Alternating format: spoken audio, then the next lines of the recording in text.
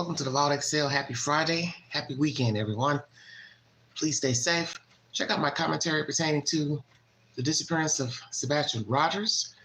Past several days, I've been giving you commentary on information, different people's opinions. My live last night was pertaining to the parents, their relationship. I will do another live broadcast on that commentary as to get more feedback on that said topic, their union, their marriage. Because as I said, it's bigger than just, it's bigger than just the fact that the child's missing, that we even believe that they harmed the kid. I got commentary about Mr. Nick BERES giving information about the case, and we're going to play that commentary. If indeed the broadcast breaks up because of copyrights, I'll have to end the live stream and just come back with detailed information on my own. Like, share, subscribe, drop your comments below this video. If you'd like to donate to this great network, $129 Cash App. Let's hear what Mr. BERES has to say about this case. Welcome to the Vault. They had that video since 72 hours after the boy disappeared. Hold on, they had already vetted it. The district attorney told me straight. Start at the beginning. Good evening, everyone. This is Nick BERES coming to Facebook Live. We're coming to you on a Monday night, and this is on the Sebastian Rogers case. We're doing this because this week is 1 year since the 15-year-old boy with autism disappeared from his home in Hendersonville, Tennessee. So it's been 1 year, and I know so many people have followed this case from, good morning, frankly, all around the country. I mean, it's gone everywhere. A lot of people have been involved. And want answers and want to know what the very latest is. Sebastian disappeared this week, but specifically it was Sunday night to Monday morning, and that would have been February 25th or February 26th. That is, the 26th will be this Wednesday. But I'm doing this now because it was coming off a weekend from a Sunday night to Monday morning when he disappeared overnight. Thought to have left barefoot and with a flashlight, and then was reported missing by his mother, who he was with that night at that home, and since then, not a trace. And so what I wanted to try to do here is just give you the latest of what I know about the case. There are a lot of scenarios out there on social media, which is fine because it keeps his name out there. But what I'm dealing with here is basically what I know to be factual, what I know, not my assumptions, not what I think, but more along the lines of what I've been told from those who are very close to the investigation. So who am I getting this information from that I'm going to be sharing with you the basics today? The information I'm getting from, where I have had direct contact within just the past week, checking back in with them, is Eric Craddock, who is the sheriff of Sumner County. Okay, beginning has headed up this investigation there in Sumner County. He was not the sheriff at the time that this happened, but has since become the sheriff. He heads it up. So Eric Craddock, spoken with him directly. All right, Ken Widener, who's the director of Sumner County EMA. He's not so much as an investigator, but he's in charge of every time a tip comes in of going out and searching and tracking down to see if there's anything to it. They respond. They're the emergency crews that go out and respond to that. And then I've also close contact with the man who would be involved if this ever becomes criminal, and we'll talk about that in a moment, but that is the District Attorney Ray Whitley, who stays very close contact with investigators, including, I'll mention who else I've been in contact with, some sources within the TBI who are involved in this case. But Ray Whitley is the district attorney. He meets and talks weekly with investigators, standing by, wants to know what's going on, what the latest is with all that. That's where my information is coming from. Of course, I talked to some other people close to the case, people in the neighborhood, people like this who have been at candlelight vigils, the like. At one time or another, I've had contact with Sebastian's parents, but have not had any contact with them recently. They've certainly done a lot of interviews over the last year, not only on TV, but on social media. So you've heard from them as well. So as I said before in my commentary, Katie spoke to Fox 17 and then News 4. And I also said in that commentary, why not this network that Mr. Beres works for, News 5? Was there a personal problem with the they didn't want to talk to her? Naturally, they would. It's a breaking story, ongoing story, 1-year anniversary. So I'm going to say this to Mr. and Mrs. Proudfoot. Do you have a problem with Nick Beres and or the network production team? Why have you not done an interview with them? Because you talked to other networks that you had not spoken to before, to my understanding from last year, this year, Fox 17. So why not News 5 where Mr. Beres works? Is this personal? Do you have a problem with Mr. Beres, his commentary, his relaying of the information? What is the issue? Is there an issue? Just asking. That's where I'm coming from. And I know there may be some people out there that say, well, Nick, we just don't believe in law enforcement. We're not going to put our stake in law enforcement. Good morning, everybody. Well, the FBI is involved to a degree that they are behind a $50,000 reward for Sebastian. I'm just looking for the latest on that.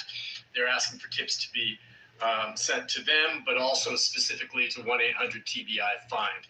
But look, there are people that say, well, we don't have faith in law enforcement to continue this investigation. They haven't broken it after a year. Look, if you followed missing children cases in the past, and I've covered sadly enough of, I've followed many investigations in my career. And frankly, there have been some over the years that I felt they kind of dropped the ball on this. They haven't done everything they could do. As far as I can tell, and no one's telling me to do this, I have no stake in this except I want Sebastian found safe and sound. As far as I can tell, law enforcement from the very beginning, with the search and everything else, did this textbook and used every resource that they possibly could, and they continue to do so. So if there's people out there say, well, I want to go with these, I think Dog the Bounty Hunter and others are involved. Hey, good for them. I'm glad they're involved. They're not here. They haven't been on this from the very beginning. They haven't seen all that's been done. I think the more people involved, the better. But I'm not here to slam anyone. And I'm certainly not here to say, well, I don't buy law enforcement. I'm just going to go along with some guy says on social media. Exactly. It's not the way to do it. And I think that's born out of frustration. Random person. Now, and we wish it could be solved. Let me tell you this. No one is more frustrated and disturbed by the situation with Sebastian, aside from his family, of course, than law enforcement. Don't know that. They desperately want this solved. And I can tell you right now, District Attorney Ray Whitley would love it if this case turned criminal and that there was a suspect brought before them. He would be ready to prosecute and go after them immediately. But that gets to this other point about some of the things that I wanted to hit on that is new, and then I'm going to look at your comments and try to answer what I can, okay? But look, I've talked to them. This is not a criminal investigation. Okay, and a lot of you are going to say, well, the $50,000 reward from the FBI, and it's not a criminal investigation. Let me just explain what that means. And I've talked with not only the DA, but the police chief, or rather the sheriff, this past week, and asked them specifically. Again, people are wondering, is this a criminal investigation now? And they say, no, Nick, what this is an investigation. We're looking into it and looking for any possibility. That does not mean we're ruling out a criminal investigation. Gene. But at this point, there is no evidence to indicate something criminal. So we are not calling it a criminal investigation. And you're like, well, how else could a 15-year-old just suddenly vanish? He had to be abducted. Potentially, sure. I hear what people are saying about that. 15-year-olds like this just don't vanish, do they? But there can be other explanations. And in the absence of any physical evidence, any eyewitnesses, any video that really shows him being grabbed or abducted or something bad happening, they're just calling it an investigation. It is not a criminal investigation. There are no suspects. From the very beginning, yes, the first suspect whenever something like this comes down are those closest to the person who's missing. And that would be the parents. Oh, you bet. I've said this time and again. They had vetted his mother, stepfather, and biological father. They had checked and double-checked their stories. They had interviewed them. The family has cooperated. They haven't lawyered up and clammed up and not cooperated with police from the very beginning. Now, a lot of people are going to say, oh, well, his mom, she was the one there. She had to be. Really? Give us the proof. Where is it? Okay? I mean, you can go ahead and guess or whatever. There's no proof. To this point, there's no evidence whatsoever that anyone close to him had any involvement in what happened to him. So what else could have happened? Is there no proof, Mr. Beres? Could it be perhaps law enforcement is not telling the truth to the public, which is their rights, There is no law that says that law enforcement has to tell the truth when investigating a criminal case, or let me say a case. Let me reframe. When investigating a case, law enforcement does not have to tell where it's going and what they think. So we don't know what they have. That's common sense. We can assume all day, but we do not know what they have. And as I've seen in my short time up here on the wire, most of the cases I've covered dealing with children, they did have something, whether it was circumstantial or actual evidence. Fecal matter, urine, blood, semen, CCTV footage, text messages, so on and so forth. Eyewitness accounts, so on and so forth. Okay? So to me, this case would be no different. They don't have to tell us anything. That's what they're telling Nick BERES. That's what they're telling the public, but that does not mean it is the truth. And Nick Craddock said out his own mouth 2 months ago, unless he's lying, that he has information, but he doesn't want to reveal it as not to prejudice the case, which you are entitled to interpret that however you see fit. That it is negative against a parent or parents, or it's absolving parents as suspects. But that came out of Nick Craddock's own mouth. So who wants to take back their own words? We will see. He could have wandered off on his own. He could have fallen into crevice they haven't searched, which I find hard to believe. And he has not been found and got hurt. Is your mama circumcised? Somehow ended up somewhere where he was in a dumpster for some reason. That's what you should be asking. Got carted away, even though they have searched a landfill. I don't know. I'm as at loss as anyone else. So in the absence of all else, do you think there's a possibility he was grabbed or abducted? Absolutely. And law enforcement will acknowledge that is a distinct possibility. But they say at this point there is no evidence of that. They don't see anything. Trust me, if there was some inconsistency or some evidence or something that pointed to any one of Sebastian's family members, they'd nail him and hope that they could break and crack him, and then Ray Whitley would prosecute. Now, I'm not saying that evidence might not surface as this continues, but as we speak here right now, there is no evidence of that. And if you're tuning in here hoping to hear some new revelation, the sad fact is here we are a year later, okay? And still talking to all of those who are close to this case, they are no further along in terms of any new leads. In fact, I'm told now the tips and the calls that had been coming in on 1-800-TBI Find have really pretty much slowed to a trickle. There just hasn't been much. I mean, the story is still out there. Of course, with time it fades, but it hasn't faded for law enforcement. I asked, is this now, after a year, considered a cold case, which means it's kind of on the back burner. It's not going to be solved. If something comes up, fine, but we're moving on. And they said, no, this remains an active case. We talk about it every week. We look at the possibility of any reports along the lines. All of that, okay, is something that they continue. So it is not a cold case, and it remains. So active. What are they looking at exactly? Law officials. Reward money out there. Have there been more searches? Some people said, well, they were going to wait for the change of seasons and go out here. I know that there have been private searches conducted. I know family members have been involved in searches. I know Ken Widener has had crews out in response to certain things. I know there have been photographs sent from around the country. I had some photos sent to me today from someone who saw a person that looked like Sebastian in Salt Lake City. I think it was probably a few weeks ago that I was someplace, I'm trying to remember where it was, and I saw someone that resembled him. And you know, I just walked right up and stared at him, all right? I mean, I didn't just, that might be him, I'm going to call it in. If I see someone that looks like Sebastian, I'm going up and checking. I've seen enough photos that I can tell up close if it's him or not. And I went up there. You may have thought I was a little weird. What are you looking at? But I went up there to look at him and just kind of glance, and I realized, no, that's not him. But I checked it out. Almost all of these photos, a lot of people say, well, I thought I saw someone, or there was a report in Seattle, or the airport in Salt Lake City, and whatever. They do their best to track those down. You know, there have been some photos from around the region here during the past year that showed someone that looked like him. They vetted that out and found out it was not him. So it remains just a confounding mystery. I'm trying to think where else to go with all of this. is just heartbreaking to me. I try to think of other cases. Summer Wells, of course, comes to mind. That's the tragic case out of East Tennessee. And that little girl has never been found. A lot of people thought maybe her parents were involved, but law enforcement never found a link to that. And she remains missing. She was, I think, only 5 years old. Another one, Joe Clyde Daniels. He disappeared. And again, after the fact, his father, under questioning, confessed to killing the boy. And there was a trial, and he was convicted, and he's serving life in prison.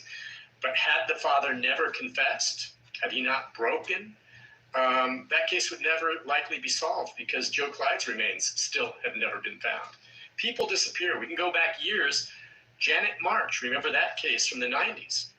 Her husband, Perry March, is serving life in prison for killing her.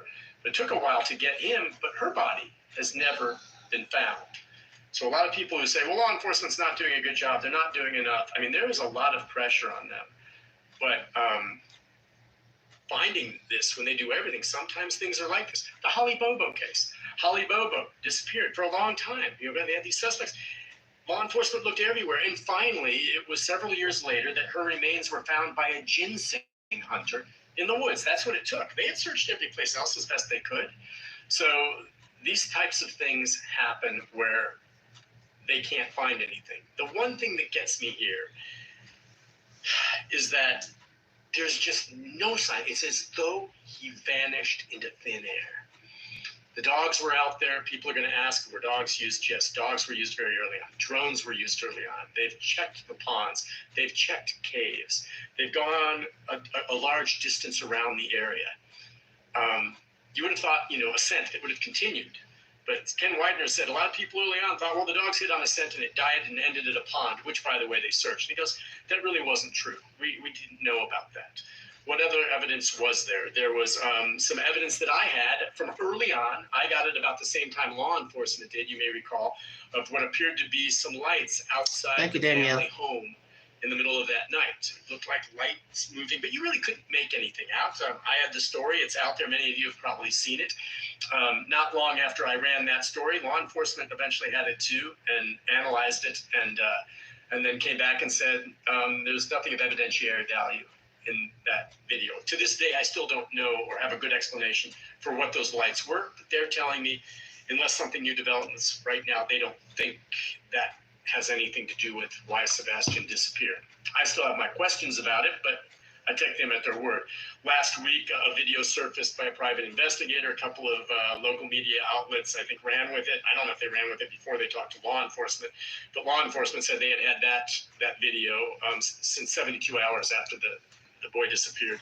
They had already vetted it. The district attorney told me straight up, Nick, there's nothing to this. It is of no evidentiary value. It is not a big break in the case like someone reported. Yeah, and even if it was something significant that they thought, you can't make anything out from that video. You're not making out a face. You can't tell who it is. So there's been some videos out there that haven't guided us anywhere. That's the other thing. This neighborhood, very dark without a lot of lights. Not too many cameras captured anything. So the circumstances to this day, my heart goes out to the families, the mother, the stepfather, the biological father, all care deeply about this boy along with everyone else, and we so much want it solved. But here's the sad fact. The longer a child is missing, the less likely that child is found. Law enforcement right now, a year later, say, we cannot tell you whether or not Sebastian is alive or dead. It's heartbreaking. But where is he? Was he abducted? Was this child slavery or something like that? Why would they target a 15-year-old with autism?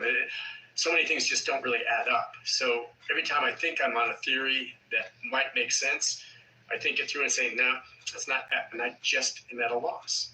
And I can tell you there are certain things about this case that law enforcement feels they cannot talk about publicly still. And they're not going to discuss some of their theories that they can't prove. But they have theories, trust me. And they try. Of course they do. Why would they not? Imaginative theories. But there's nothing. There's nothing. And that's the frustrating thing. I'm not saying, this is a year later, and I think on this group. Once again, is there nothing? You make the point of saying they have their theories, but as we have learned, they do not pertaining to what they think and what they have, because those are two different things. What I think and what I have are two different things. What do they have? What do they have to say the child is, one, alive? Two, what do they have to say the child's dead? What do they have to allude to the fact the child is dead? What do they have to allude to the fact that a parent is involved, outsider involved? Stay woke. Because they will never tell you what they think. They will never tell you what they have. They will never tell you what they gathered during the investigation, either forensically or through data, text messaging, CCTV footage. I've got this car over here. They said they were over here. They are lying. This person's lying. They're never going to tell you that. You're only going to hear that when there's a charging document and an indictment against a certain party or parties. Milestone, it's worth doing this Facebook Live to try to, and I'll see your comments here in a moment. I'll scroll through and try to answer, but there's not much more than when I did a update 2 months ago, or when I did an update 6 months ago. There's just nothing new to report. And it's not that they aren't working it, it's an active case. And so that's what I have for you. And I wish I had more to share with you. I know so many people are following this story and have strong emotions and feelings about it. And I'm with you. And if some of you are angry or you don't understand or you don't agree with me, that's okay, because what we're talking about, and I think regardless if there's disagreements, we all are coming from the same place, and that is hoping and praying that somehow Sebastian is found alive somehow and can be returned to his family. That's my goal. I have no idea. For people who say, well, Nick, you're just going along with law enforcement. Oh, Nick, don't follow. If the child is found, as I said in my live yesterday, returned where? Returned to whom, sir? So I always tell people to think about what you're saying. If we're to believe allegations that the child was mistreated, abused by the bio donor and her husband, or anyone, father, whomever, he's going where exactly? And if we believe the latter, that the child's not alive, these people unalive him, the mother and the stepfather, naturally the father would fight to get custody. Let's say the child's alive. Okay, the father would fight for custody to get the child. That's first and foremost. If the child is unalive, it is what it is. So the child's alive, where is he? Who has him? Why would they have him? Exactly. Nobody's keeping up a child for free. And if you didn't want him as an autistic kid, he was a problem, why would somebody else want him? Stay woke. But if alive, returned where? He ain't going back to the Proudfoots, and you can miss that. They wouldn't want him back. As I discussed this yesterday, Chris wouldn't want him back. She wouldn't want him back. She'd only have to try to talk him into taking him back to save face, but they'd be right back in the same situation again. If the allegations are true that they mistreated the kid, you think they want to take him back? So I always tell people, when you keep saying, return him home, return him home, return him home, do you hear what you're saying? There's a reason why he's missing in the first place. Stay woke now. No dog in this fight. No one tells me what to report, okay? I go ask the questions. I get that from different sources, and I report it at what I believe to be credible. The only thing I care about, I'm not looking for clicks on my Facebook page. I'm not looking. I get paid by the station to do my news stories every day. My sole goal is to try to keep the story out there to some degree, try to answer your questions, and hopefully help in some way solve this case with Sebastian. That's it. I have no other dog in this fight. So I'm going to go with what I believe is factual, most credible. And I've tuned out a lot of the noise that's on social media, because some of it, frankly, started getting pretty darn ugly. People attacking each other. Exactly. Saying, that doesn't help. And I've talked to law enforcement. One chance to get it right. Throughout all of this, the social media has done absolutely nothing to help this case, and in fact has muddied the waters, because it's just so out there. But again, in the vacuum of no information on what happened to him, I can understand in this day and age with social media how things explode. And I'm on social media here myself right now. But I'm going to stick to the facts and try to answer the questions that you may have. And I'll do the best I can. You may not like my answers, or you may not agree with what I say, and that's fine. I think that's the case. Your feeling has sad and frustrated about this as I am. I'm just trying to be as fair and impartial as possible. So I'm going to scroll back down through this and look at many of your questions and comments and see what we got here. Why is it all of a sudden not a criminal investigation? It's not all of a sudden not a criminal investigation. I guess maybe Elizabeth had heard that people maybe had said, well, yeah, it's criminal, or they heard investigation, they took it as criminal. It has never been a criminal investigation. It's not been ruled out. They're not saying there's no criminal activity here. What they're saying is right now it's just a general investigation. Maybe he wandered off on his own. Maybe he was abducted. We don't know. If we decide that we have evidence that he was abducted, it'll become a criminal investigation. That's what it is. It hasn't changed, but it is not criminal. And what I mean by that is there is no evidence that something criminal happened here. You may suspect that. Is it true? Unless there's blood. Do they have something? Witness. Law There's no enforcement. evidence. You can have the theory, but it doesn't make it real. You have to prove it. So it's not all of a sudden. It never has been a criminal investigation. Ever. That's what they told you, Nick. Let's see. We don't know what they have.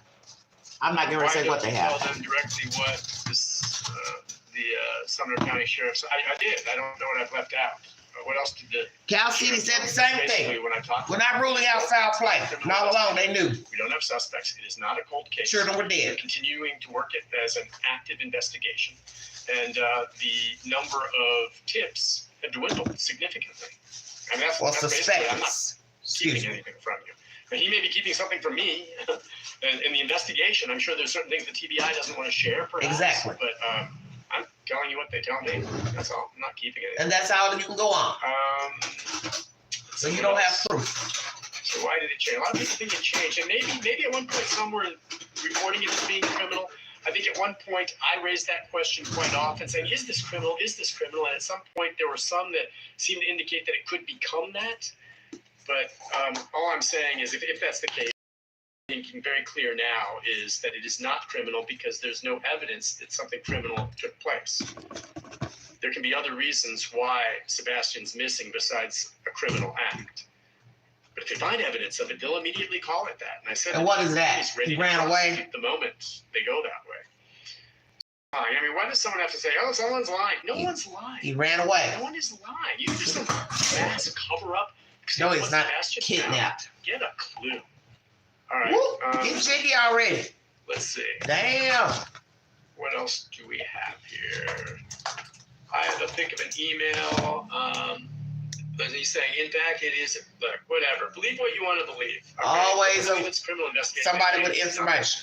Okay. There's no suspects. There's no evidence. So Know it all. if you believe it's criminal investigation, then that feeds the narrative that, yes, clearly someone had to take Sebastian because he wouldn't disappear on his own, which, frankly, I'm inclined to agree with you. It's unlikely that he just disappeared on his own. Yeah, I don't think he disappeared on his own There's either. no evidence of it. Without evidence, you can't call it criminal. Okay?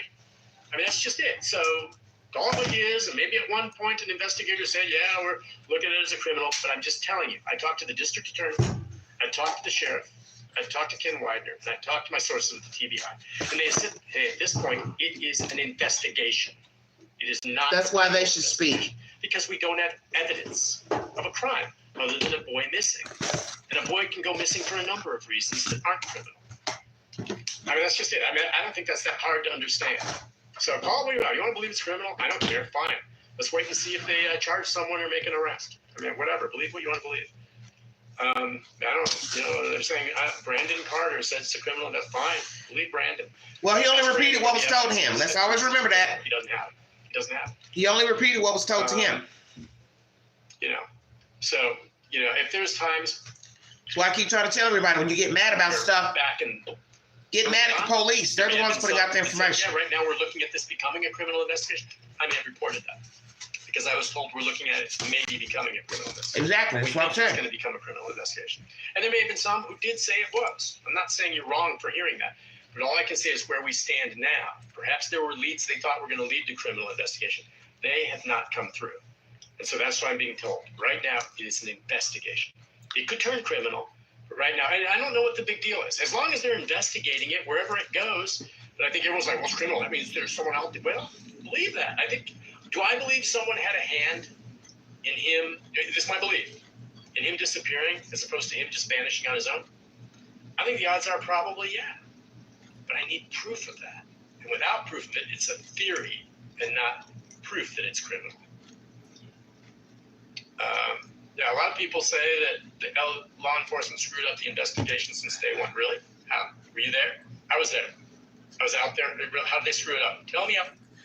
Put a 1 in the chat if you believe this is a criminal investigation. 57 people viewing. Welcome to the Father Itself. Thank you. Put a 1 in the chat if you think this case is criminal and they're not saying. I got 3, 4, 5, 6, 7, 8, 9, 10,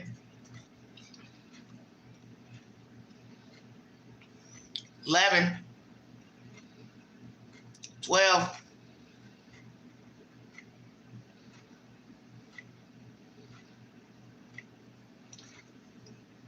13.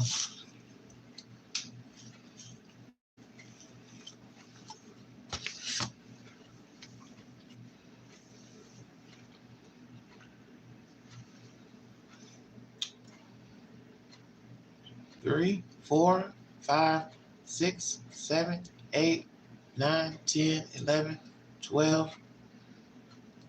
12 people say yes. 55 people viewing. Stop eavesdropping and put a number in the chat. You all got that bad. Being in the bushes, you can't even put a number in the chat. Come on now.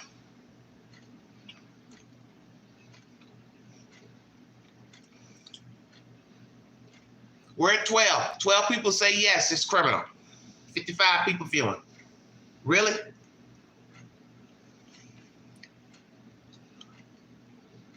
$59. I ain't turning the screen on until you put the number in the chat. 13.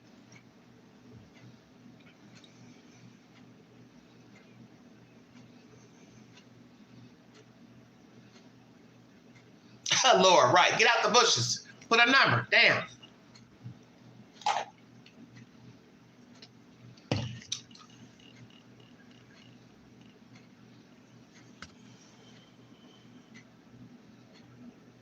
Law enforcement screwed this up from day one.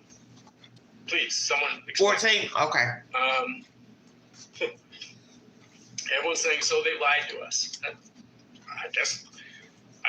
Why would they lie? I mean, you know, what about the flashlights? I told you, they told me that the flashlights don't seem to have any evidentiary value at this point. And that's what I reported. I have to go with what they tell me, unless something else comes. Finally, someone quoted the correct reward amount. It is $50,000. I heard that there was some other reward money out there beyond that, but I've learned to be very, very cautious with reward money. A lot of people throw out, oh, I'm going to get this reward. Well, reward will get this. Why would they lie? Yeah, he's a reporter. The money that's really actually paid out to the person who helped solve the case, if there was one, oftentimes isn't as much as what they said originally, or it's hard to collect. Now, the FBI is offering $50,000. The FBI is offering it. You solve the case, you're going to get that money. And so it is $50,000 from the FBI.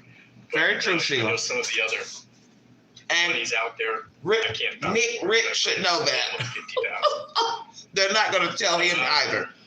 Let's see. Yeah, this one woman says, I have a friend from high school that has been missing for almost 28 years. It's like she vanished into thin air. A lot of people wondering. D. Marie, now. If I told you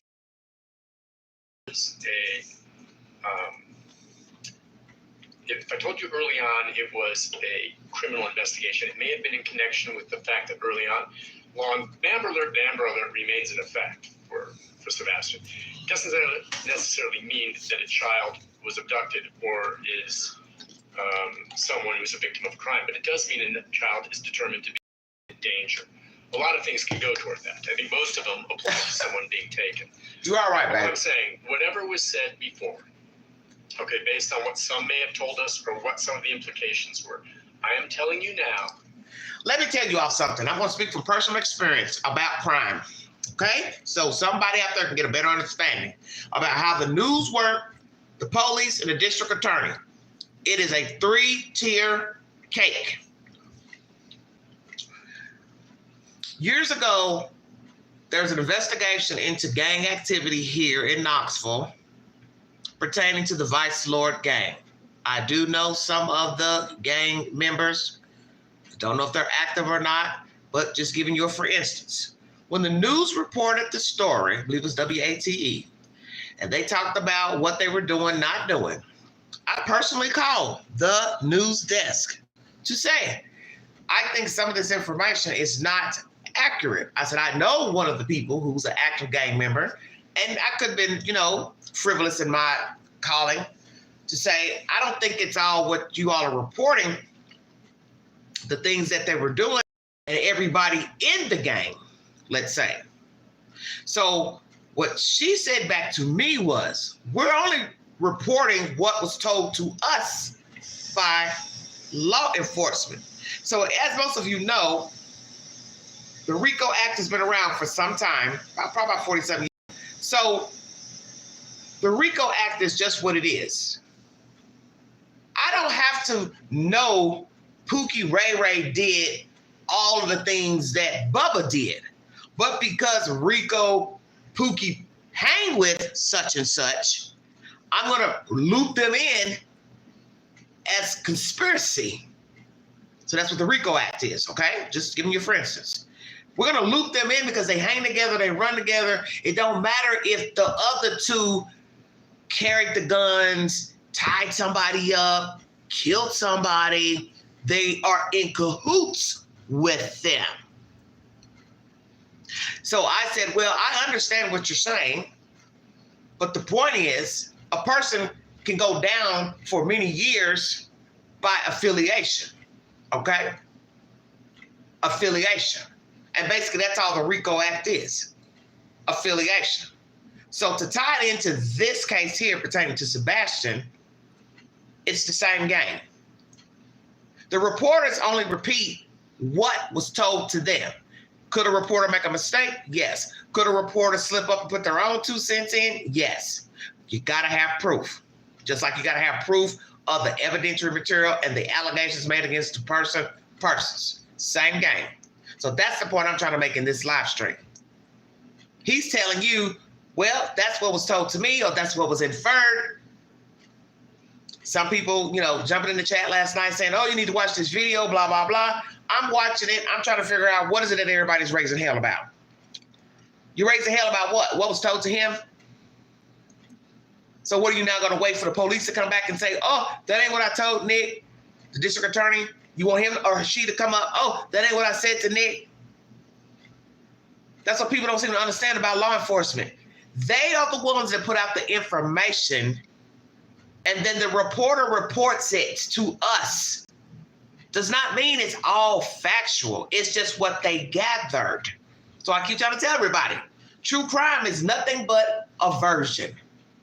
There are going to be things in the case you do not know, won't be proven, won't be verified. It's only what they've gathered. So he's only reported what they've gathered. That's it. Then it goes to the district attorney. That's your last stop. What he or she got from the police is what determines an indictment or charges. So it's 3-tier. Police, reporting, district attorney, okay? 3 levels. It's all about what you can prove. As you hear, that is what he's saying in this commentary. You can think what you want about the Proudfoots. You can think what you want about Seth. You can think what you want about the neighbors. It's what you can prove. You're not there, as he said. You weren't there to see what police did, what TBI did. You don't know what they did in the house. You don't know. You are getting that from other people, not law enforcement. Law enforcement definitely ain't going to tell you, yeah, we waited day 2, day 3, to check the washing machine, to check here, to check there. They ain't gonna never tell you that. You have to actually be there for yourself to say, oh, I know nobody showed up at this time. I know they didn't check the drains. They didn't check the washing machine, the dryer. They didn't test for luminol. I've heard all of this for a year. Why would I believe a random person in the chat? Think about what you're saying now. Why would I believe some random person commenting to say what the sheriff did and what the sheriff didn't do? What the search party did, what the search party didn't do? What the dog did, what the dog didn't do? You're not going to know because you're not there. And we already got conflicts now about the dog stuff. As he has said. Basically hit here, here. But you go to the pond, you drain it, there's nothing there. So then you're back to square one. Okay, well, was the child here? He wasn't here. It's all about interpretation. That's what everybody needs to understand. Apply to someone being taken. But all I'm saying, whatever was said before, okay, based on what some may have told us or what some of the implications were, I am telling you now that it is not criminal. That it could turn criminal. Hear me still out there. There we go. Or we had a slow connection. So I'm just trying to establish that. But I don't want to spend too much. Let's just assume. If you want, those of you who believe it's a criminal investigation and that we were told it was, and that that's what they said, fine. Let's just assume it is. Okay, if it's criminal investigation and it's been criminal for all this time, they must have a suspect in mind. Why has no one been arrested? Where's the evidence that makes it criminal? That's all I'm saying. If you want to believe it's criminal, fine. Believe that. Doesn't change a thing. He's still missing, and they haven't made an arrest. So let's exactly. Go ahead and they haven't made an arrest. That's true. I'm telling you right now, law enforcement saying it is not. They may have thought it was going that direction, but they're saying nothing's developed on that front. So if I said it because someone told me that after the Amber Alert early on, I can't remember. I've done so many stories. I'm just telling you what they've told me now. But Hello, Ben. Believe it's criminal. That's fine. It changes nothing. Whether it's criminal or not, it doesn't tell you who the suspects are. It doesn't tell you any of that.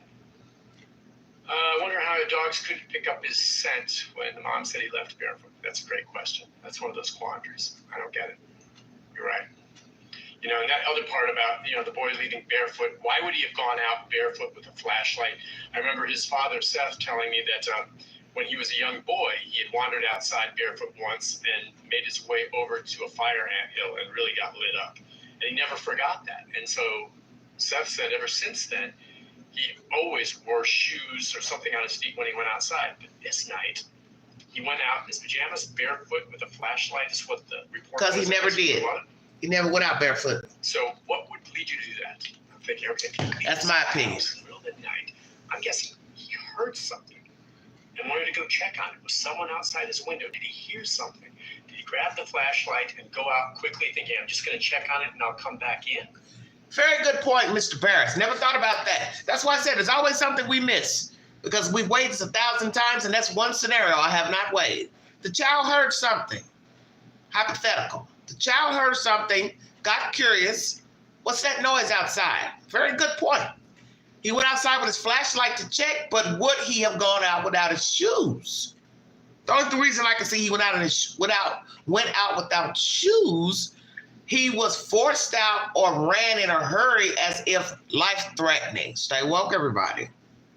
But then the flip side is that we're assuming he wouldn't go out because that's what we were told by the father. He had an incident as a child. But the one thing I've learned about being an adult, sometimes what we say we would not do, we do. Checkmate. So why would we think different of a child? So now I have to reweigh my own thinking. Okay? As I've said before in my commentary, I don't mind saying I was wrong about something if it comes out to be something else. I can only go on with the information at hand. So this is a very valid point. Could the child have heard something? Somebody whispering at the window, tapping on the window. He got curious. Person said, hey, come outside. Would it be interesting? Somebody, as I had said before in my commentary a while back, could this be a dirty game? Some children knew of him, knew he was green, gullible, autistic, disabled. Let's play a dirty game. So let's role play for just a second. Thank you, Mr. BERES, for that comment. Somebody knocked on the window. Sebastian, come out. Want to talk to you. Let's play a game. He looks out. Oh, that's my friend from such and such class. I know him. I know her. But then we have to also say, well, how do they know what window to knock at? Boom, boom, boom. Weigh it out. Come out, come on out. Come on out. We're going to take a ride. Come on out. Okay. But would he run out without his shoes? Checkmate. So you have to weigh everything out. So everything's about interpretation. Whatever reason he would go out, mad, angry, forced out, you got to make it make sense. You can't because you're not there. You don't know how it went. That's the fucked up part about the story. But I think if he went out because somebody was outside the window, somebody said, hey, come out, come on, let's take a joyride, let's do something. I think he would grab his phone. I think he would have grabbed the coat. I think he would have grabbed his shoes. Checkmate. Otherwise, he would have taken time to put his shoes on. That's a great question. You know, because he wouldn't typically go outside without shoes, but he went out really quickly. Let's see what else we got. Role playing, So Sheila. people are upset. Some truth to what she said. It was a Probably a thud. criminal investigation at some point. Something happened to him. Or maybe I did at one point. By her or her All I'm husband. telling you is as we stand here now, and since I've last checked in with all law enforcement, they say it is not a criminal investigation. It's simply an investigation right now. So it's changed then perhaps. No proof that any parent did something to him. That's right. That's just it. I think everyone gets upset because they hear criminal, which means, okay, that means maybe we can zero in on one of the parents or something. That's the narrative you see on a lot of social media. That's fine. Just bring the evidence. Trust me, if they had anything, they would bring it, arrest them, and get them before Ray Whitley tomorrow. You think I'm playing around? Somebody's CCTV footage. Somebody would have seen the car pull up, park outside. Exactly. Now, could it become criminal? Absolutely. Very good point. If somebody had pulled up and lured the child out, I do believe law enforcement would have told us that. So we would have a description of what to look for in the initial Amber Alert, because that is one of the identifying markers for an Amber Alert to be put into motion. A car, a person. We believe this person has the child. We believe they're in this type of car, van, truck. Exactly. So if there was a car parked outside, somewhere on the street, and children are dumb, so they probably would have hidden the car, I do believe that information would have been revealed. There was a blue sedan, white sedan, small car, big car parked outside of the residence. If you've seen this type of car, please notify us. So everybody in the neighborhood will be checking their cameras. Exactly. Let's see, what else do we have? Just any questions? Why? Let's see. A lot of people say law enforcement did a bad job from the beginning, but no one's explaining to me how they did a bad job. They responded. They were out with drones. They circled the area. They immediately started interviewing the parents. All these people saying this. Were you out there? Do you know how these things go? I followed the search for Summer Wells. I flew out there in the helicopter. I've seen that. I remember the massive search for Joe Clyde Daniels, which, by the way, I don't think was perfect at the beginning. Same thing with the search for Holly Vogel. Those had some problems early on. This one didn't. This one, to me, was almost textbook in the way they handled it. Were mistakes probably made along the way? Maybe some. But in my experience, I just named several of them. This investigation was handled properly. So I just want someone to explain. There we go. Let's see. People don't vanish. I agree. People want to know if the sheriff's department is doing drive-bys to protect the community. I don't know. A lot of people are saying, you're saying that Chris Proudfoot or Katie Proudfoot is not a suspect, the mother. That's a very good point. Most people will be petrified to hear that a child was missing, abducted, whatever, don't know the truth. So Sumner County Sheriff, Mr. Craddock, are you all still surveying the area? Are you all watching the neighborhood? Do you have an idea of what happened to the child? Because that's a very good point. People, the neighborhood don't know. We don't know what's going on. We are speculating, some of us. But are you keeping a watch in the neighborhood just to see if perhaps this was isolated? Bingo card. Very good question. Damn good question. How long did you hang around the neighborhood after the child went missing? How long did you survey the area and the general neighborhood to the pond and beyond? Because that's a damn good question. Damn good question. Okay?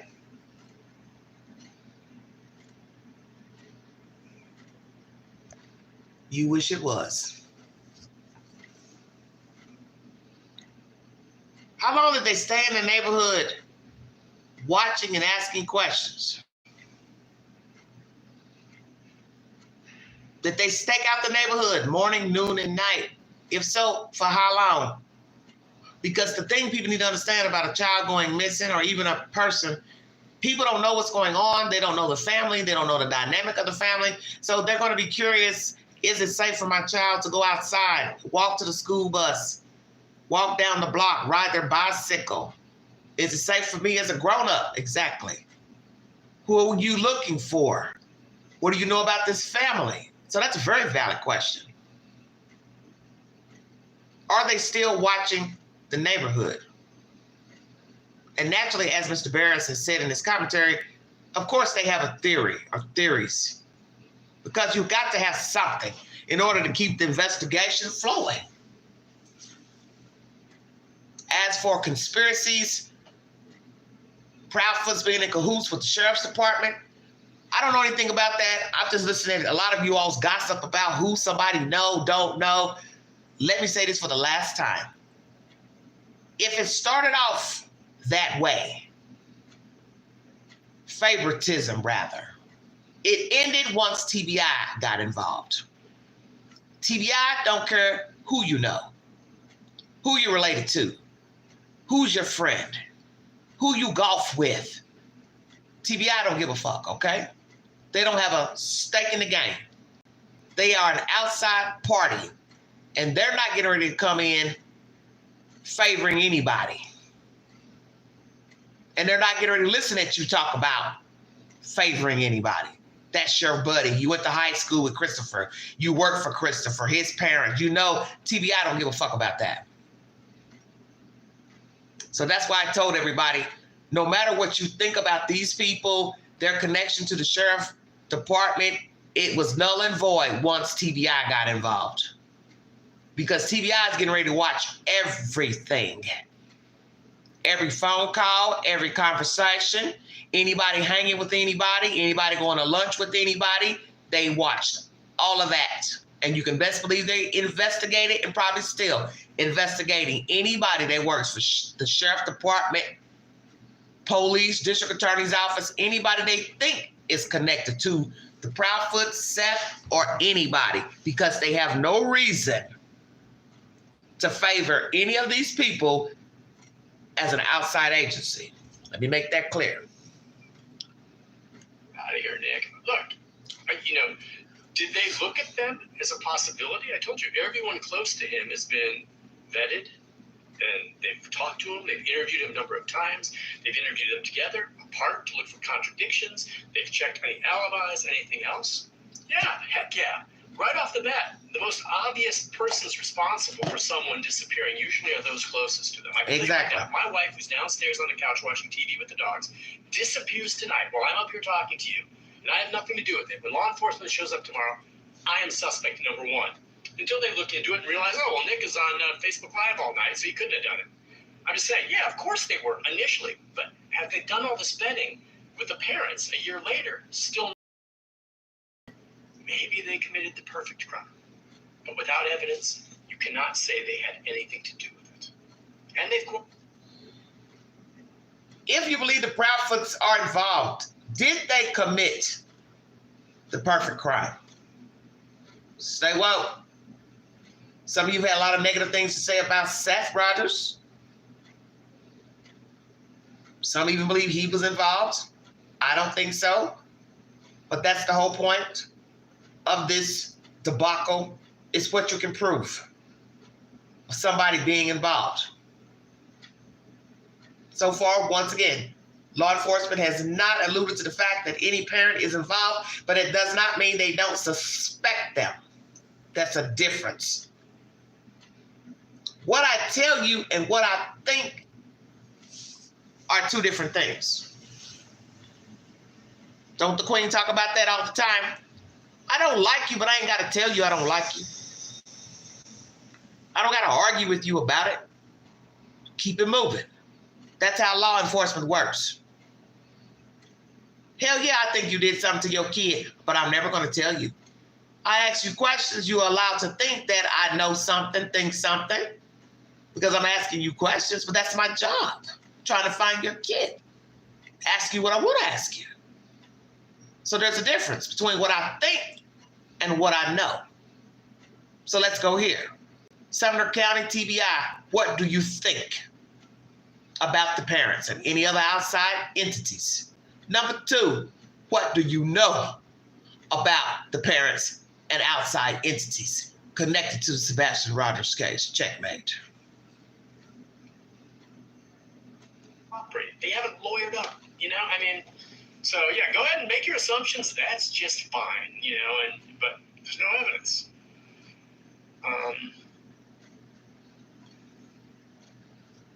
Trying to think what else. Just trying to answer this for you. Let me answer somebody's conversation about he got spanked by SCSO.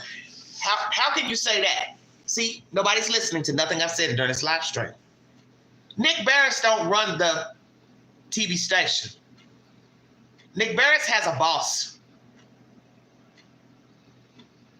Who has a boss?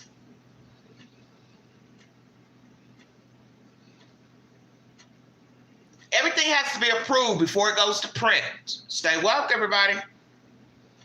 So there ain't nothing he put out without his boss's permission. Do you understand what I'm saying?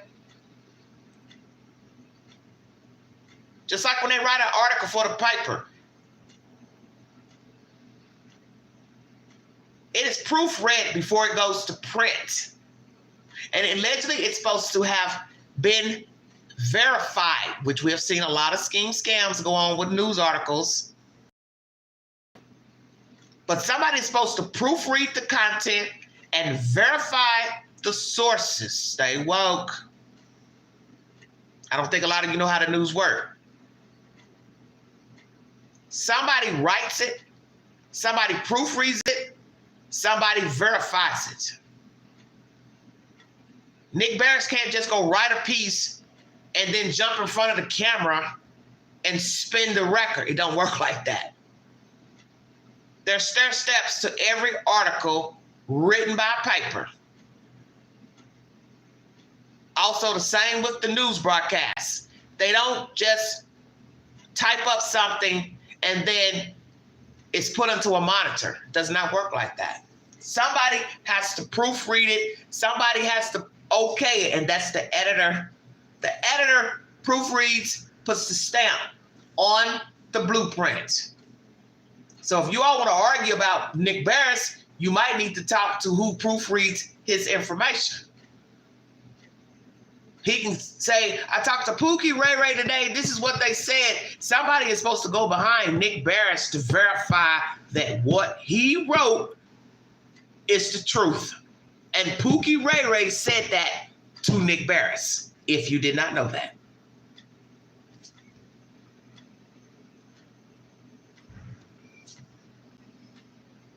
Knowledge is king, everybody. Knowledge is king.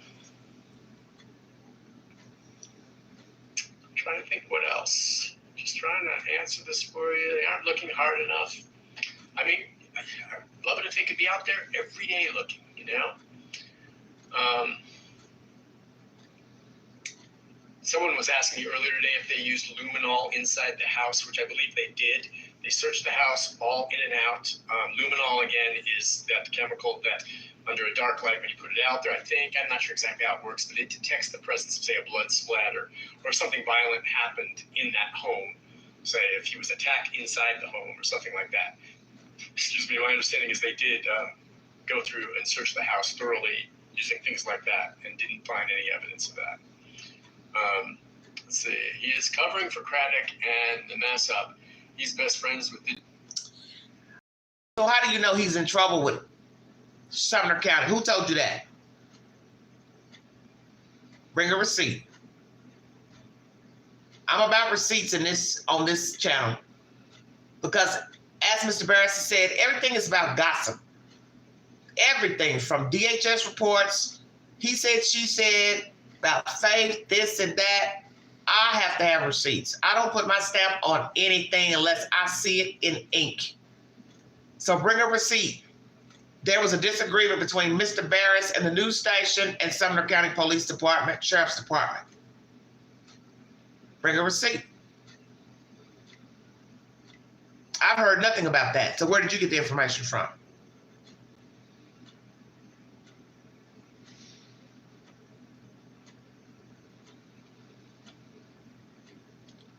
So that's why I keep trying to tell everybody, y'all ain't listening. Nick Beres is talking to these people. They talk to him. So anything he repeats, I just said that, he's getting from them. Can they make a mistake? Yes. Can he make a mistake? Yes. But it goes to what I just said. Everything's about verification. So whatever Nick Beres brings back, somebody is still supposed to go behind Mr. Beres for the last time and verify what he wrote, heard.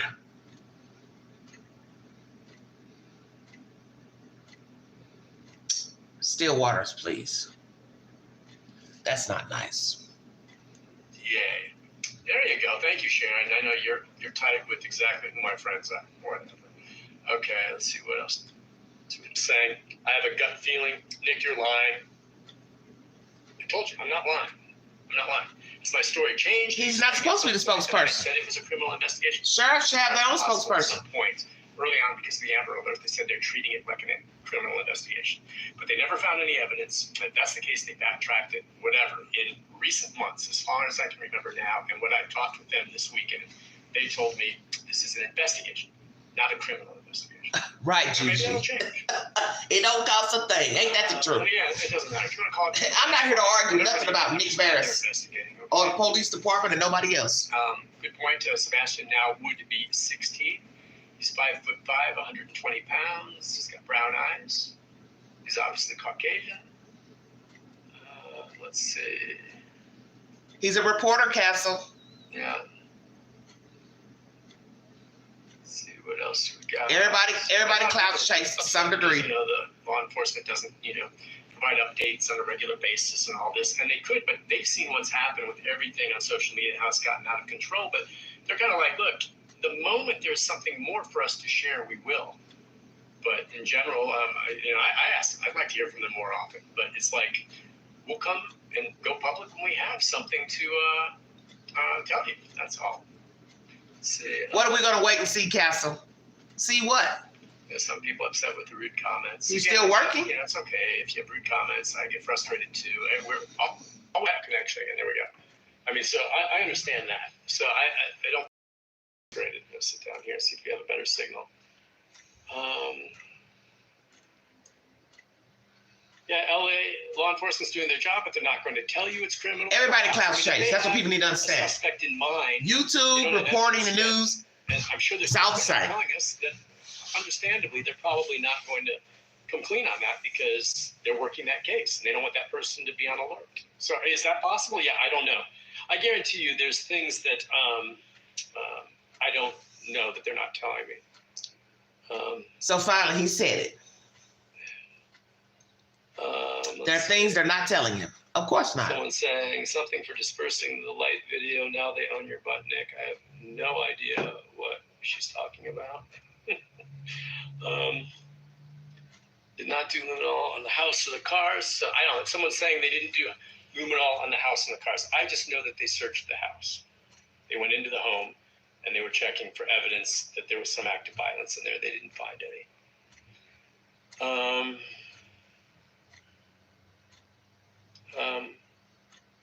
Well, he can What laugh. else do we have? Hey, everybody else laughs at stuff. I mean, Just I saying. wasn't in there when they were doing the search.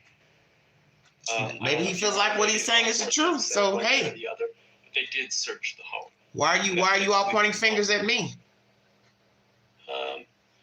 Yeah, thank you, Nick. Unfortunately, some people have their minds made up. There's no evidence. Let me say this. If you all would notice your comments in the chat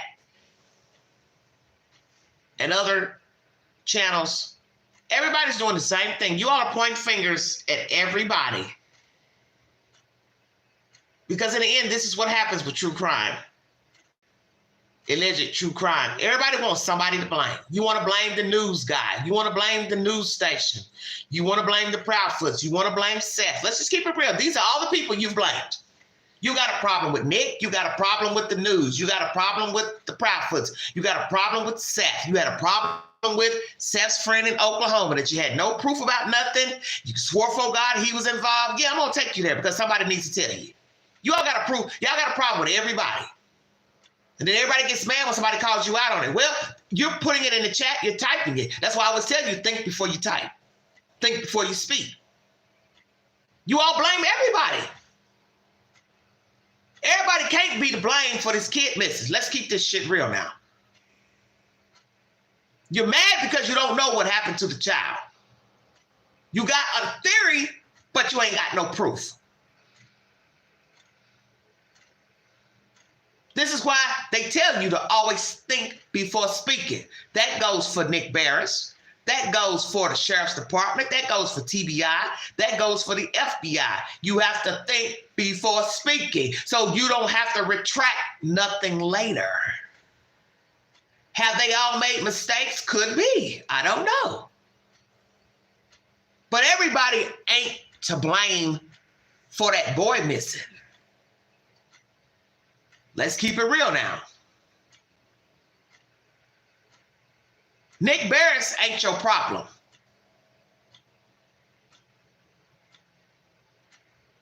The news station ain't your problem. They don't know no more than what's told to them. Can they fluff it up a bit? Of course. It's the news. Be biased in their commentary? Of course. But they ain't the problem.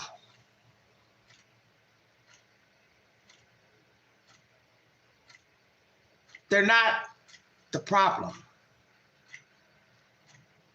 Something happened to this kid, and I don't think Nick BERES was on deck when the shit went down.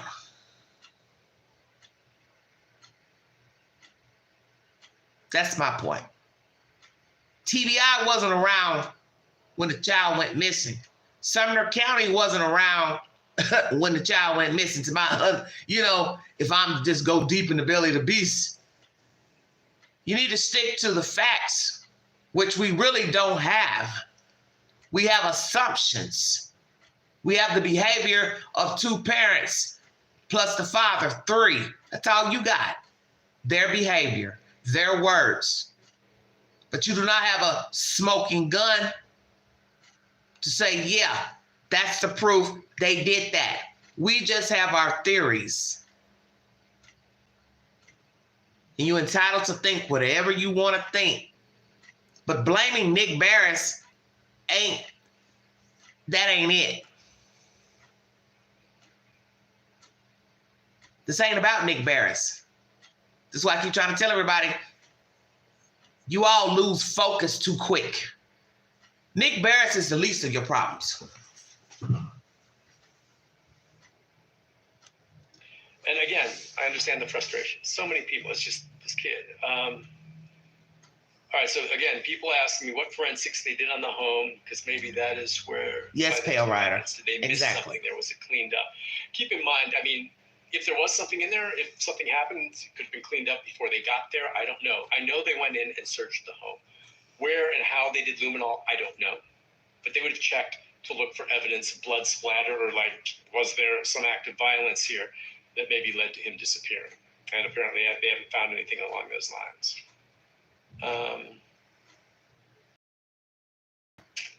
See, a lot of people, point to the mother because she was the last one with him. I understand. I mean, but, no evidence. I mean, you think this is a mother that's lost her child, and to be accusing her with no evidence, it's heartbreaking. I don't know, this Carter dude maybe called it a criminal investigation. Whatever, that's fine. Like I said, I'm not going to argue that anymore. If you want to believe it's criminal, that's fine. Look, I hope it becomes that and they can make an arrest. That would be great. I just don't believe that's the case right now. Could change if some evidence suddenly surfaces. Someone's saying this child has a medical condition that needs medicine. You wouldn't go for a year without medicine and treatment. I don't know exactly what medicines he was on, but yeah, if that's true, that's a concern.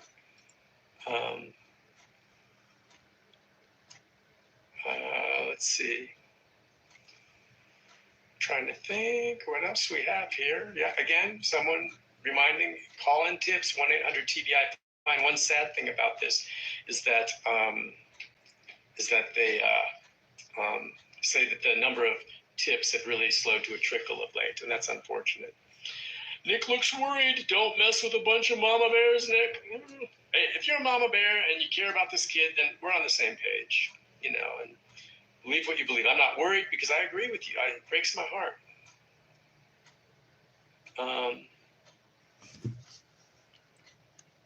Let's see. Did the L? Now let's go here. Since some of you may not be a Nick Beres fan, I'm going to play devil's advocate.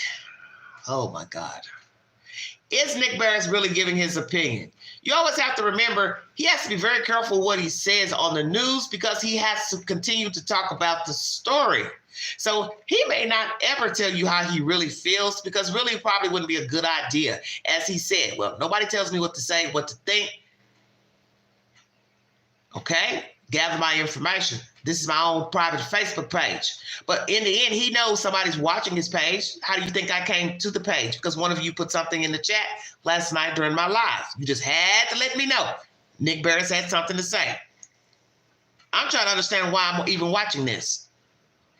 Because it's almost over. So what is it that I'm supposed to be looking for in this live stream that's incriminating or something suspicious or what?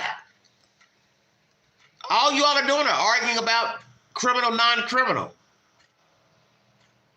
So why am I here? For the person that put this T in my chat last night. Why is Queen here? Because I told you, I don't do all that arguing and shit. I don't do all that fucking back and forth arguing, he said, she said. I don't do it. So why am I here? Why am I playing this? What is it that I'm supposed to be looking for and seeing in this live stream? Help me understand. What exactly? He lied. He lied. He lied. About what? About what he heard? Well, he's already cleared it up. So now what? Why am I here?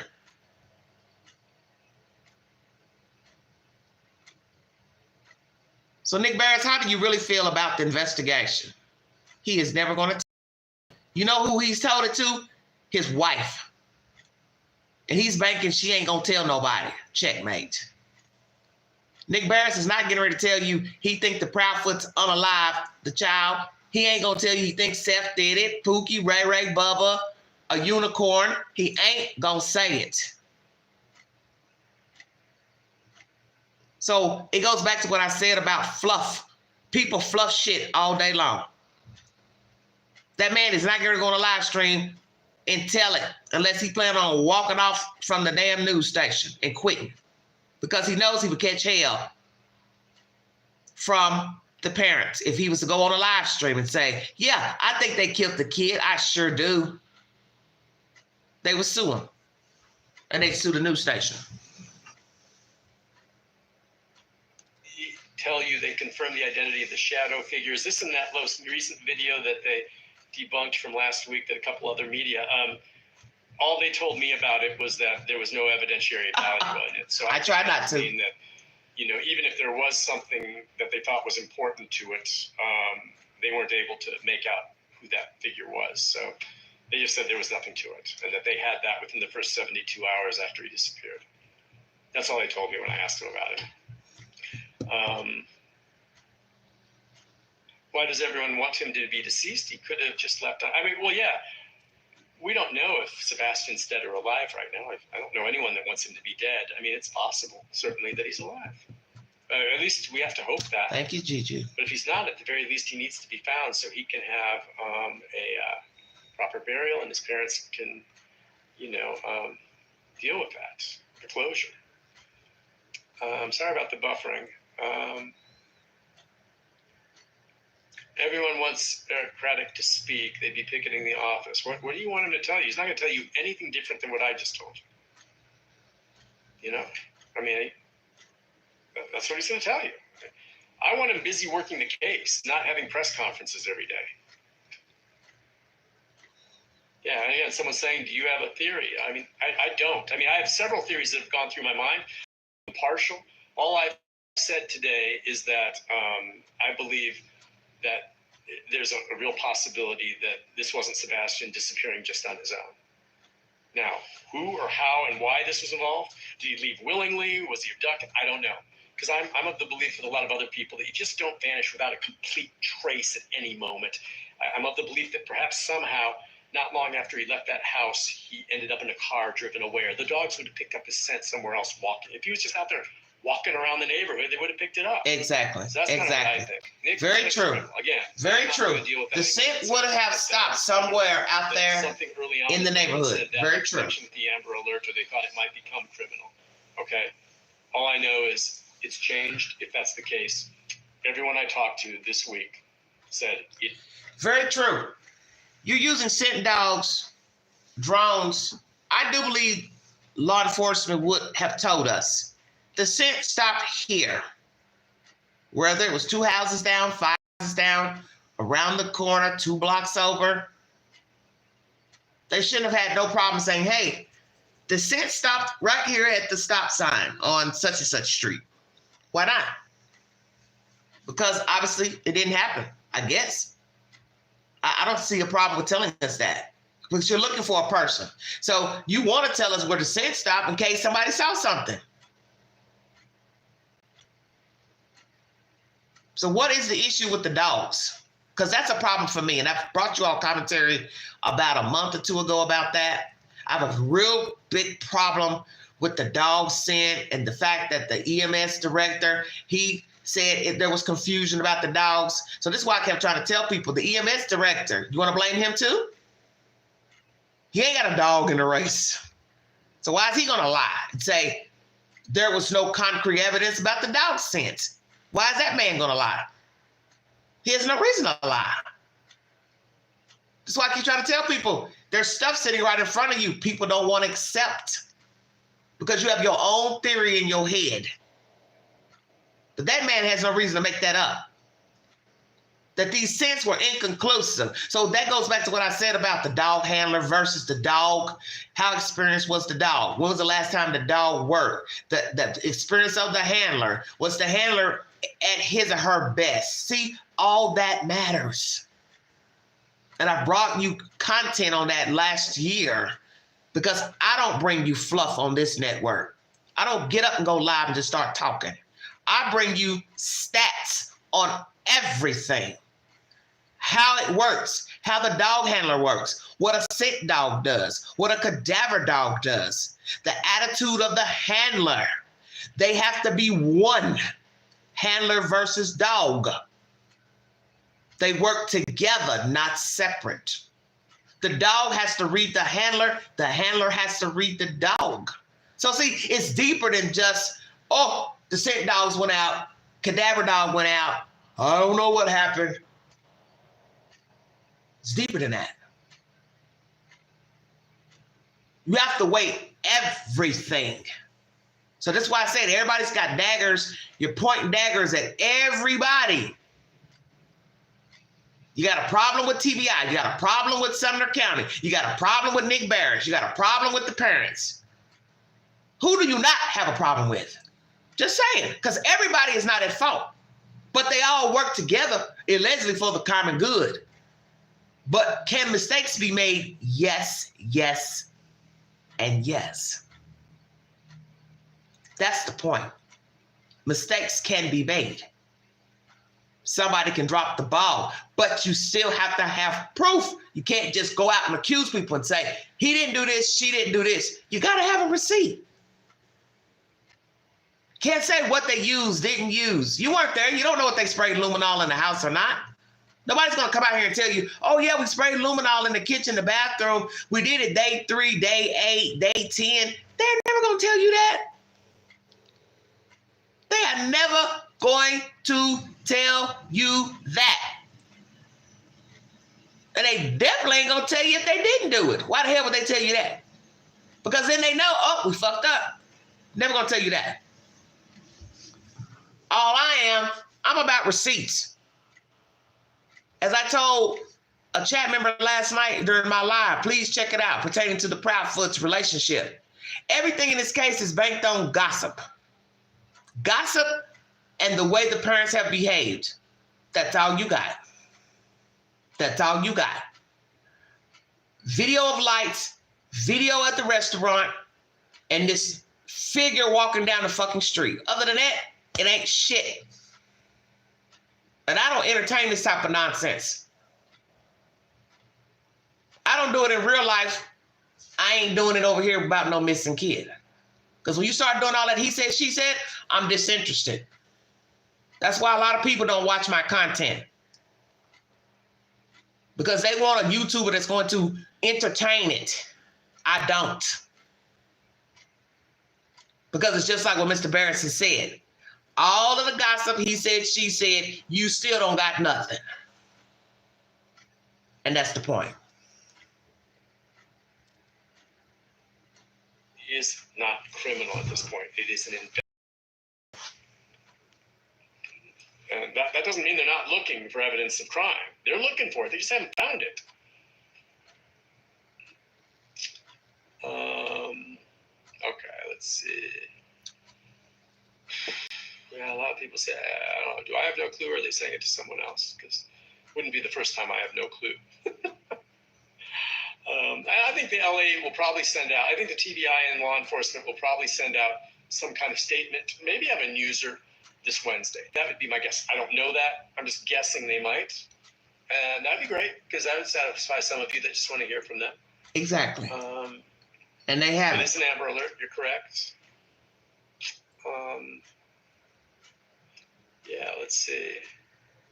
An Amber Alert doesn't necessarily mean, just remember, an Amber Alert, if you look at the definition of it, it means abduction can be part of it. Excuse me. But it also means it's the belief that a child is in imminent danger of injury or death, something along those lines. Excuse me. Sorry about that, everybody. Most of the time Amber Alerts do, but they don't always.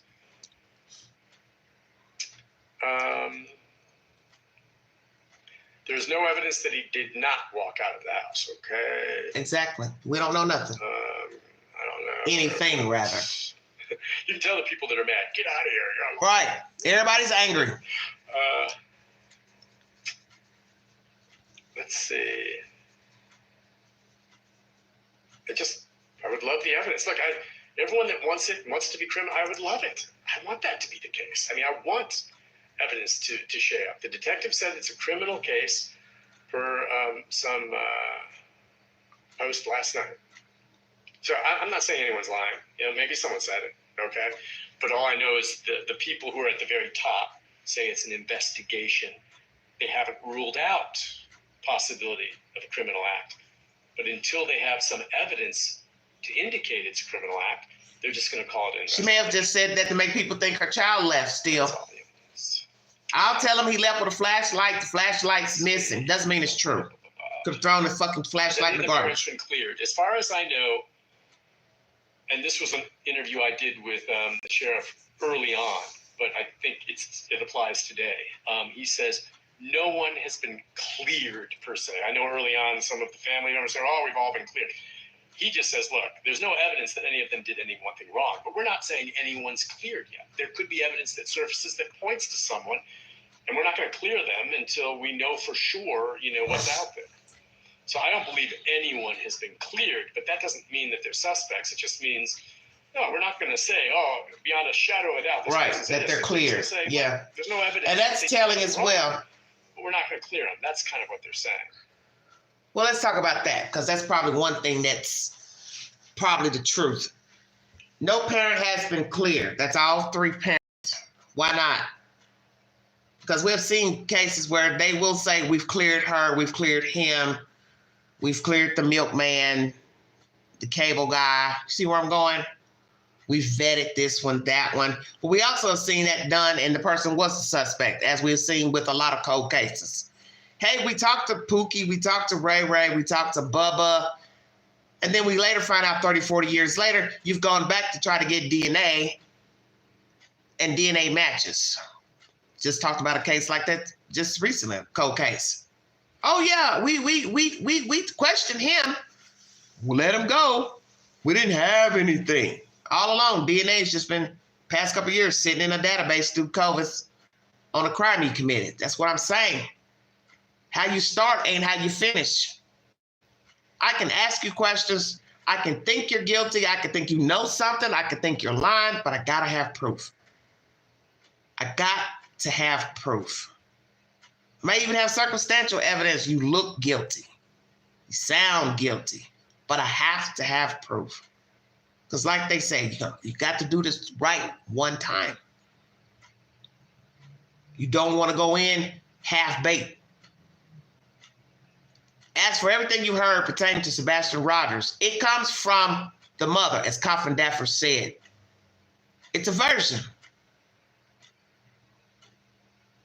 And we learn it doesn't mean it's true. So you can weigh everything as it is. That's her version. We came home, everything was fine the weekend, everything was fine that Sunday. He was having a great day. There was no argument. He left out without his shoes. But in the end, she knows her child, and the father says, well, he would have never done that without shoes because of an incident. But then you got to decide, do you believe that or you don't believe that? That's why I said everything's about interpretation.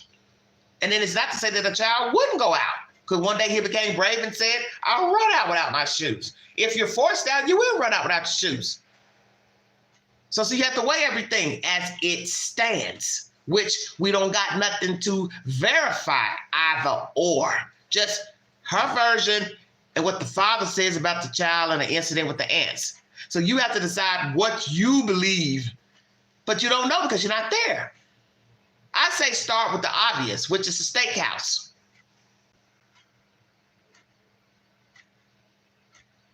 I start with what's obvious, which is CCTV footage. You've got the mother and the child leaving out and getting into a car. It stops right there. So that's what you should be talking about. The parking lot. Where did they go once they got in the car? Because you don't got no proof he ever made it to 1008 Stafford Court. You don't got no proof that he went to the garbage can. You don't got no proof of nothing after the parking lot. And that's something none of you talk about. You just keep going on and on and on about that house, shoes, flashlights, all that old bullshit. Fuck that shit. Parking lot. Prove to me he made it home. We're going to stop dicking around, okay? Prove to me he got in a truck and went home, got in the bed, played with a game, talked to the wall. Prove it. Exactly. Steakhouse is the last proof of life. So really, all this other shit everybody's talking about, it's a waste of time. She can say anything. Think about it. It's just like right now, I call you on the phone and ask you what you're doing. I don't know what you're doing unless you put it on video. You could tell me, oh yeah, I'm on the highway driving. I'm at the gas station. I don't know that. So I don't got no proof he ever made it to Stafford Court. So when you start hearing all these stories about no scent, that's telling you something right there. The director told you of the emergency services. There's a conflict with the dog scent. You all better wake up. Get the fuzz out your ears. It's confusion because he probably ain't went nowhere. He ain't made it home. I'm woke. You better wake up.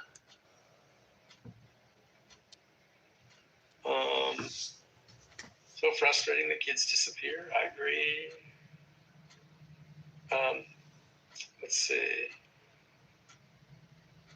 Again, on the luminol thing, I will double check that for you. I will double check that.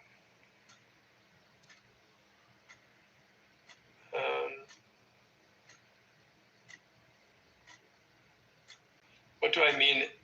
What's the big deal if it is investigated criminally? No, I mean, right now it's an investigation. It's a big deal. If it becomes criminal, it's a big deal. That means they decided someone committed a criminal. Yeah, it's a very big deal. So I'm not saying that's not a big deal. I'm saying right now, whether it's called criminal or not, if those of you who just want to call it a criminal investigation now without any evidence, that's fine. It's an investigation. All I care is that they're investigating. That's what it is.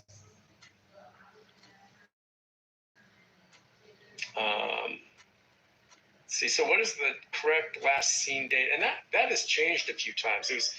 They say 25th or 26th. I think the date may have You're changed welcome, baby. On the FBI. I try to make people think. We'll check that. That's something a lot of us won't do. We won't think outside the box. You got to think of everything. You can't just get stuck in one place. People look to you and you're sharing incorrect information, says Jill. I'm going to catch some rest. You're going to catch from this because it's blowing up. Well, what's blowing up? All I'm saying is that I've been told this weekend from the DA and the sheriff that this is an investigation, not a criminal investigation at this point. But they're not ruling it out. There's just no evidence right now of who committed a crime or that Sebastian was victim of a crime, though I think a lot of people believe it could have been. Let's see.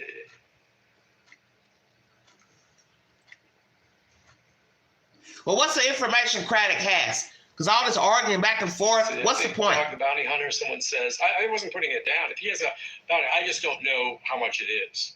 I think Dog the bounty hunter is legit, and if he puts a well, I'm glad. That's why I'm here. I just covered other cases in the past where rewards, a lot of people offer rewards from different places, and when it's finally solved, sometimes it's hard to track down who or where. Yeah, and then you got to hope they'll pay the person that brought information pertaining to a reward. Somebody in the chat last night mentioned to me, Queen, she didn't even talk about the reward. Well, she's trying to hurry up and get out that little 23-minute interview with that lady. She ain't trying to keep talking to that lady about her son. That's my opinion. She was struggling in that interview. It was obvious. She did the same thing she did last year. She looks to Chris. Deer in headlights. Katie is not a public speaker. Christopher, he don't mind. He's a clout chaser. He's a bobblehead. He likes attention.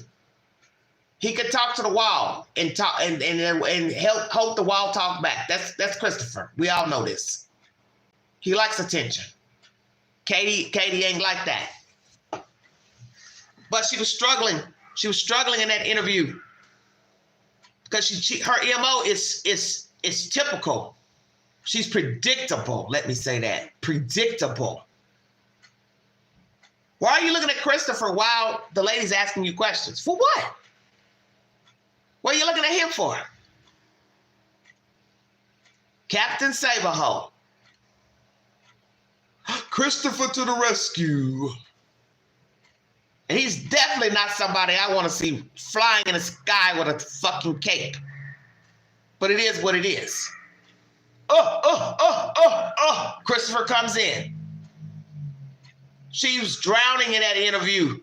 And the difference of the interviews versus 17 versus News 4, she's more chipper. She's chipper in News 4's interview, which I found kind of weird, creepy. But then someone could say, well, she didn't do anything. She was just reminiscing about her child, the flamingo, the floating in the pool. But in my opinion, it's all an act. That's my opinion. As I said, if I'm wrong, then I'm wrong. Me having an opinion It's just what it is. It's my opinion. And I'm banking all my opinions on their actions, not gossip, not flashlights, not the video at the steakhouse, not the neighbor running over there to JLR. I don't work like that. I bank my opinion on you, and you alone.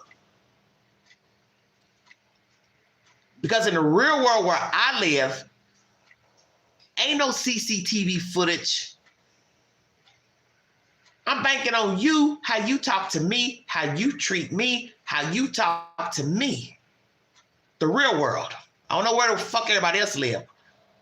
But I live in a world where I don't see what other people are doing in the street. I only bank on what they tell me.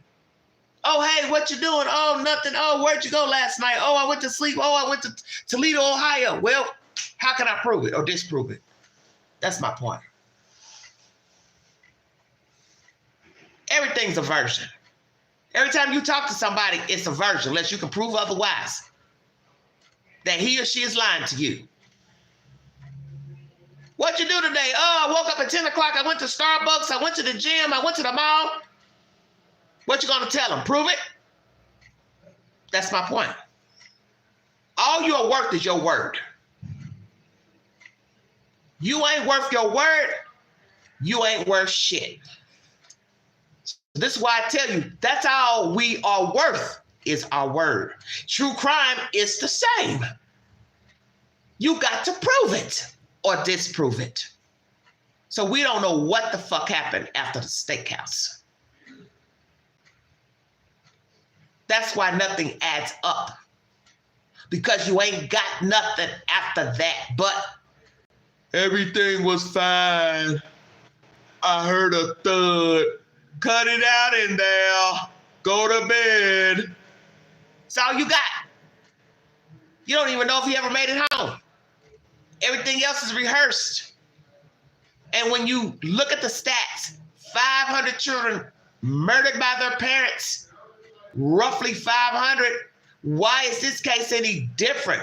Prove to us he's alive. Prove he's living with somebody. Prove somebody kidnapped him. Prove it's a runaway. Prove he succumbed to the elements. Prove it, prove it, prove it. I'm banking on them parents because they ain't right. I'm banking on you coming to YouTube and talking bad about your stepson. You did that, I didn't. So I ain't about to sit here and think you some innocent person. Because as I've said before in my commentary, even if these two did not unalive him, you still ain't right. Because you talked about the boy like a dog. And no decent human would do that. So if you did it to him and he missing, you did it to him while he was breathing visible. Checkmate. And that's all I need. I don't need Rick Barris. I don't need Sumner County. I don't need TBI. I don't need another YouTuber. I don't need another chat member. I'm going by how you have acted toward your child since he went missing. Checkmate. Now let's finish this nonsense. Was offering it, but I think the FBI, I think Dog, if this is found, I think the money will come from them. I think they're legit. So I think if Dog is offering, I think that's then pushing it beyond what the FBI is. We know the FBI is offering exactly, Laura. Which is a lot of money. Character's everything. But this reward's been out there for a long time, 50,000 or more. And you would think if someone had some information that they would come forward for that money. And I mean, that's not a little reward. That's a big chunk of money. That's usually enough to get tips if there are some out there. That's why I'm wondering, no one's come forward. Maybe no one knows anything. Because I mean, a lot of people will turn in their own mother for that kind of money. Yes, they would. Yes, they would. Great point. You're right. A lot of money. 50,000, 200,000. Why not? Because maybe nobody knows anything except for the people who hurt him, if indeed he was hurt. What are we seeing here? I don't. Yeah, I'm with Amanda. You know, criminal investigation, just investigate wherever it leads. I mean, if you get evidence that proves this investigation criminal, go for it. Call it. I just want to know that there's evidence of that. And I've been told there's no evidence a crime was committed. Does that mean that one wasn't committed? No. They just haven't found it. Someone could have committed the perfect crime, or they just haven't found it yet. And I'm in agreement with a lot of. Why no evidence? Is this the perfect crime? committed by someone outside, inside. My theory is always when it's the perfect crime at that time and no evidence, if we to believe that's true, because we don't know if that's true, that leads me to believe it's orchestrated. Because when you are doing something in the spur of the moment, you forget things. And even when it's planned, you forget things, okay? You forget things. 50 ways to kill a person, 100 ways to get caught. Always remember that. 50 ways to kill a person, 100 ways to get caught. You always forget something. And we are now in a world of CCTV footage. There's an eye in the sky, satellite imagery. You are fucked. Stay woke. This is why we can't believe what law enforcement is saying to Nick BERES and the news, because they don't owe either of us an explanation. We are just humans and we're curious. So for those who get an attitude when somebody asks the question, what do the police know? You can't tell us not to ask. We have every right to ask. You put the news out here, you want us not to ask? Because a lot of you get a real nasty attitude when somebody says, the police don't gotta tell us nothing. Well, they put the story out. So you can't tell us not to ask. That's just human nature. Why? What's the motive? Who did it? Why? Where? Who? Where? Why? It's common sense. The point is, they don't have to tell us anything. We already know that, smart asses. Because a lot of you get real nasty. But if it was your child or your mother, you'd want to know something. So stop acting like you green and nobody's supposed to ask no fucking questions. We're human. We know the police don't tell you everything. Ask to preserve the investigation. Duh. That's not the point. We're human. We're asking. In the story. Is this the perfect crime?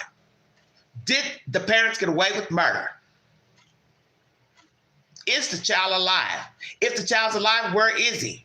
And why didn't the mother say that in her interview? Bingo card. Hey, where's my kid? Hey, you got my kid. Bring me my kid. I miss my kid. I love my kid. I'll do anything for my kid. We'll pay you. Bingo card. Bring it home, Queen. Somebody ain't woke. Katie Proudfoot, you forgot to plead for your child in your last 2 interviews. Why not? You didn't mention reward. You didn't mention nothing.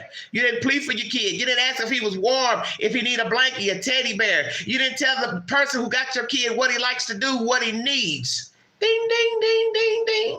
I'm woke. Are you woke?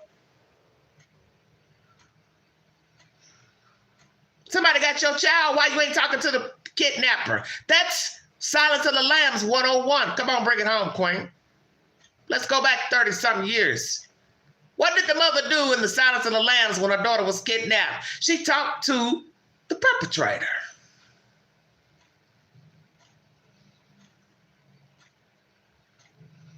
My daughter's like this. She likes this. I know you can be a kind person.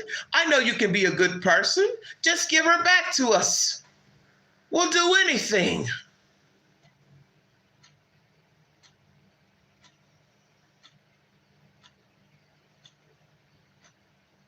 You're supposed to plead for your child. As you see, Seth obviously believes his child is still alive. That's his opinion. That's his right. I'm not Seth Rogers. I'm just an outsider. But these Proudfoots don't plead. Reporter asks a question, they answer it, stutter, look at the sky, look at the moon, stop talking. She sighs, which is a sign of lying. As I told you all, I've been dealing with a pathological liar on and off for 6 months. I know a liar. They sigh a lot. They blow wind a lot.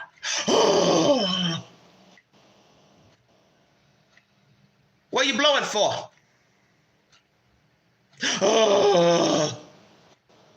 Come again? What's your problem? Staring at the sky. Pause. Because you got to think of what lie to tell. Because see, when you know the truth, you ain't got to pause to tell the story. Have you ever listened to a good storyteller? When did he or she pause when telling the story? Even the best of liars don't pause. Come on with it, Queen, because somebody need to hear you today. Thank you, sweetheart. A good liar don't pause, and a truth teller don't pause. Somebody commented on my video last night and said, Queen, when she was looking up to the sky, was she asking God for forgiveness? Wow, that was deep. I don't know, sweetheart, but in order to ask God for forgiveness, you'd have to believe in God. Checkmate. I don't think they care about God, whether they believe in him or not. I don't think they've been to church. I don't think they go to church. And you ain't heard them plead to God either. God, please bring me my baby back. I don't ask you for much, but just bring me my child. I'll do anything. I'll do anything, Jesus, please. Just bring him back to me, please. You ain't heard that. Hell yeah, I'm judging you. Because you and your husband don't act fucking concerned. So all this shit about flamingos and swimming pools and this and that means nothing to Queen. You're only saying it because it's one you're in and you want to give a reflection of your child, but it don't mean nothing to me. Because I feel like he wasn't valued. He wasn't important. He wasn't loved. He was a nuisance. He was a hazard. He was a complication. And you got rid of complication. That's my opinion. I stand on that. If I'm wrong, then I'm wrong. Who cares? It's my opinion. I'm Queen. I'm entitled to my fucking opinion. And I've been on top of this dirt 54 years. And the one thing I know people. People that, you know, it's more than likely maybe something did happen, but you have to have some evidence about it. That's all I'm saying. So anyway, seeing a lot of these,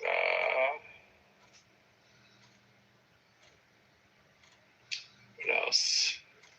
A lot of people not liking some of this info, and you know, if you don't buy what I'm saying, that's okay. You can get it someplace else. I'm just here to do my best to give you my point of view and what I've been told.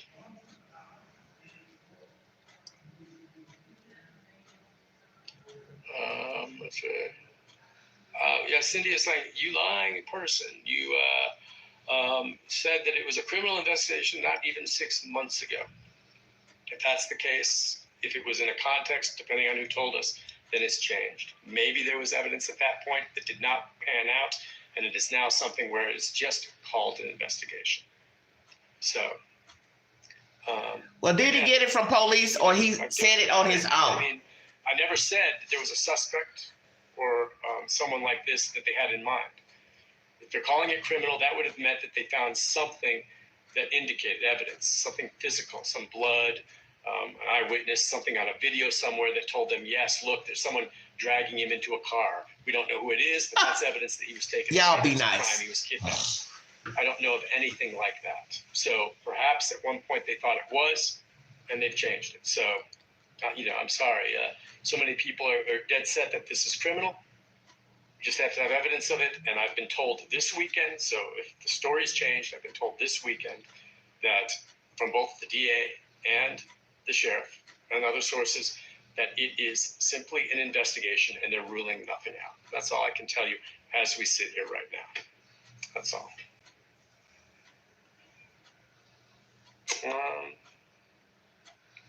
And that's about it. I'm sorry it's freezing. A lot of people saying the same things. I don't know still. That's what I'm trying to figure out. I don't remember everything that's said. Because, I mean, you're talking about a bunch of walkie-talkies. I have to go back and pull up every interview that he ever did. Looking through here, the rest of this. I'm not going to argue about that. We'll hear more in the next week. I think we'll have more that comes down from the sheriff. And I don't know why everybody's getting angry. Maybe they'll issue some kind of statement on tomorrow or Wednesday. And we'll follow up on that. I promise I'll follow up on it. I'll the police have already just told you that in the last say, look, interview this week. Time that you guys indicated this might be it's just an investigation. So why is everybody getting upset? It's not what's changed. But, you know, the sheriff and the DA have indicated it is an investigation where we've ruled nothing out, but we're not going to, at least at this time now, call it criminal. That's what I was told yesterday. Not 72 hours. 72 hours about the that video of the figure, or whatever. shadowy figure. Has changed, perhaps. They found it out 72 hours after, I think. Like I said, people get upset about this, and I'm sorry if you don't like everything I'm telling you. And hey, I could be wrong on some of this. I'm just being told and trying to share this information and keep the story out there. Whether we agree and disagree on something. All right, thank you, Pale. Hopefully we can all agree on one thing, as I said. The only thing that matters to me is finding Sebastian, what happened to him, hopefully finding him alive and safe, but one way or the other getting an answer to this mystery. So it's a year later, and I hope something breaks on this case in the not too distant future. So that's where we have it, guys. Appreciate you joining us. Again, I apologize if some of you weren't happy with what you've heard here, and I understand. At least I know you have a passion for finding this child, and I support that. And I'll continue to follow it. You continue to keep the word out there. And again, if any of you have information on this case that you think might be helpful, call 1-800-TBI-5. Good night, everyone. All right, so we're gonna stop there. Good evening, everyone. That was This Nick is BERES. Follow him on Facebook if you like. I'm gonna go ahead and follow him so I can get updates pertaining to Mr. BERES.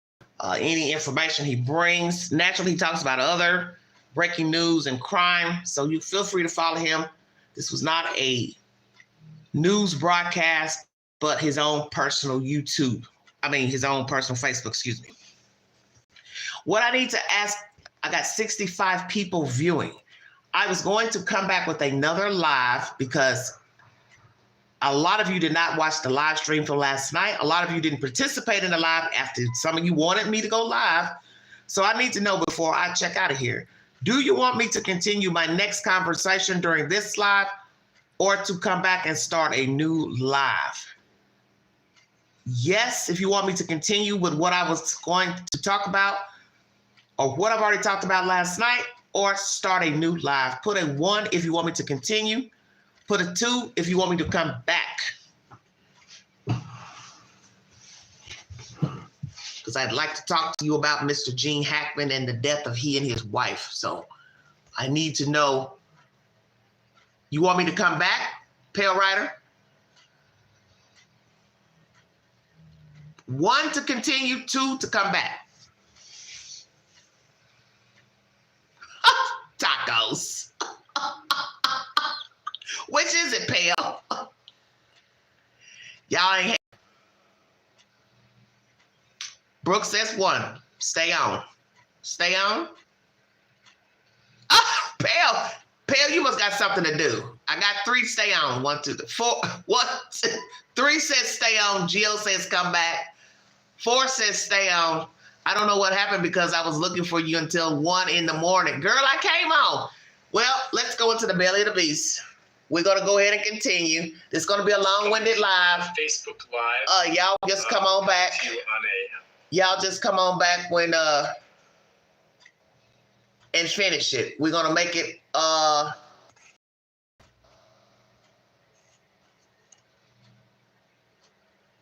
we're going to make it a long live today because I got to bring you the Gene Hackman story. So, hold on. Oh, Lord. I don't even know how to find what I'm looking for. My own content. Let's see. Oh, no. Hold on, everybody. The defense, not hired or paid for by the defense, filed this motion, and Brendan noted on the record, Alan Jackson signed it, David Yannetti signed it, and Mr. Alessi signed it. The only one who didn't was Ms. Little, who did the filing.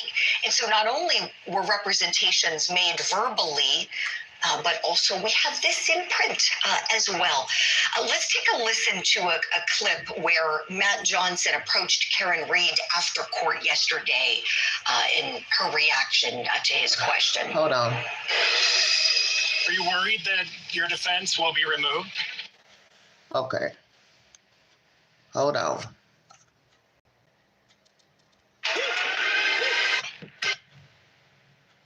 I can't work this thing. I do not like this damn thing. Hold on, everybody. Ah, what a phone. Girl, this shit makes me sick. I'm trying to go to my damn channel. So I'm having problems. I don't know what's... This thing is so sensitive. Okay. We're continuing or no?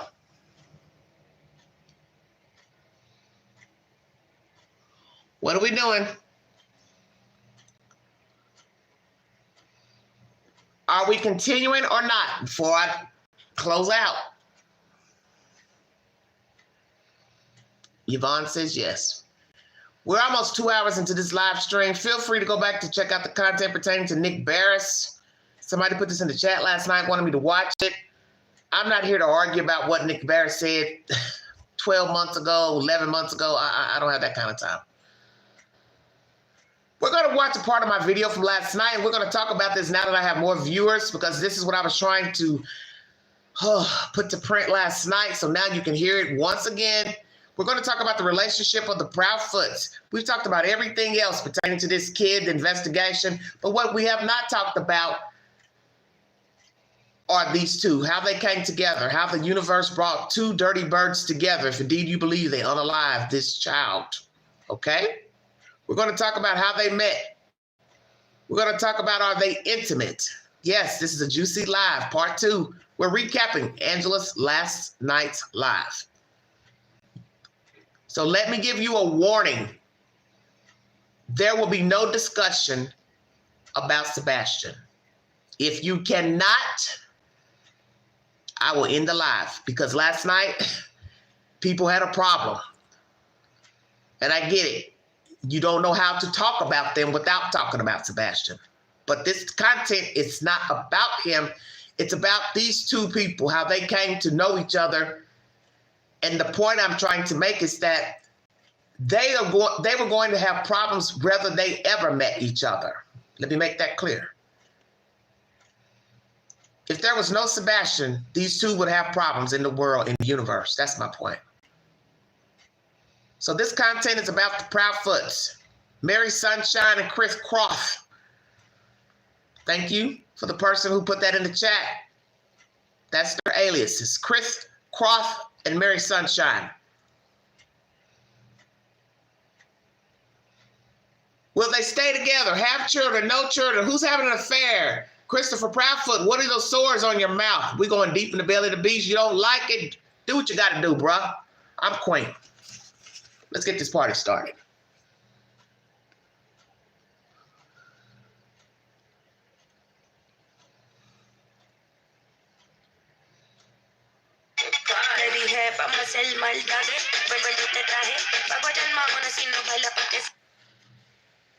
All this nonsense.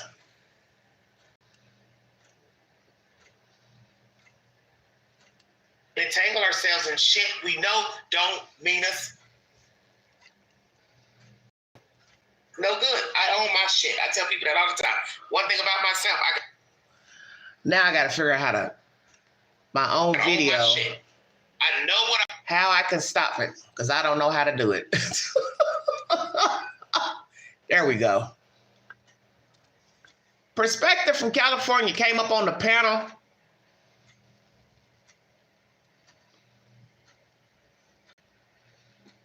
We're going to hear, I'm going to jump all over the place. Feel free to check out this video. It's about 2 hours long, or about an hour and 53 minutes. So I want to make that clear. Check it out. We're not talking about where, why, what. The where, the why, the what. This conversation is about Mary Sunshine and Chris Croft only. Are they happy? Are they intimate? Will one flip on the other one? Is one about to flip on the other one? Are they having affairs? That's what we're talking about tonight for this live stream. Welcome to the Vault XL. Thank you for your time. Have a wonderful weekend, everybody. Please be safe. Be aware of your faculties. If you see something, say something. Be a part of the solution, not the problem. Welcome to live number 2. Thank you for your time. Hello, how are you? Manny Moon says, I don't think they are. They're in agreement, though. he gets to slip it to whomever. Wow, and she gets to spend the money. Both are happy. So you believe, Miss Mandy Moo, that these two are happy. Wow, okay. All right, Agent. Interesting. Take the polls on my community page while you're on this live. Would you like to come up on the panel? Lots of questions. Children. Does she want children? Does he want children? Did he tell her, no, I don't want no children? Is he going to divorce her, leave her? Is she having an affair? Is he having an affair? Have they had affairs? Has he cheated on every wife? Take the polls. Thank you so much for your time. Take the polls. This is a discussion about Mary Sunshine. Someone gave these two these names earlier in my live stream. Feel free to check out that live stream pertaining to the second interview by Mary Sunshine and Chris Croft. Too funny, too funny. I had to put that in the title. I don't really know. Hello, Perspective. How are you? Thank you for joining me. I don't know if they're having sex or not. I don't know if they're happy. I don't see how they could be happy. But as I said before in my last live stream, people commit all types of crimes around the world. And they're complicit. One finds out. One's threatened. One stays, two stay. And they ride the donkey ride. I do believe these two are complicit. So my thing is,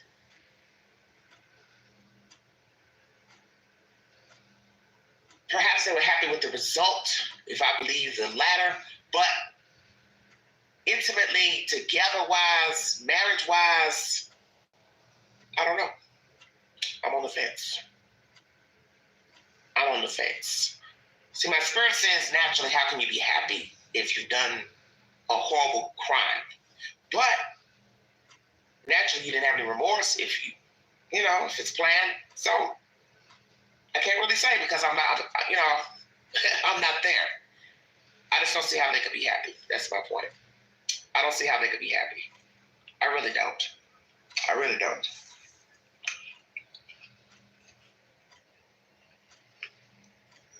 Put a 1 in the chat if they're happy. Got a few people viewing. Thank you all so much for your time.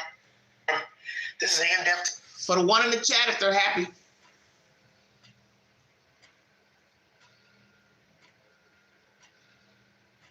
Part 2 of this live. Put a 1 in the chat if they're happy.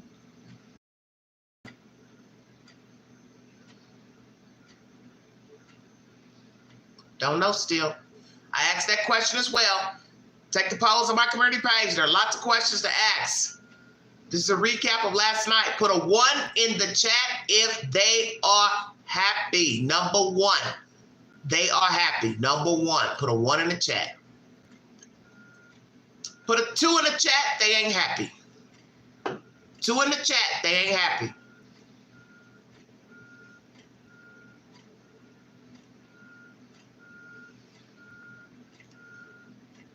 Put a 2 in the chat. They ain't happy.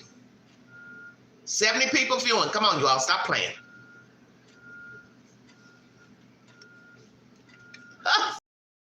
Wait, though. How many people? Wait a minute. Y'all moving too fast. Oh, no. Ooh, y'all tickle me, honey.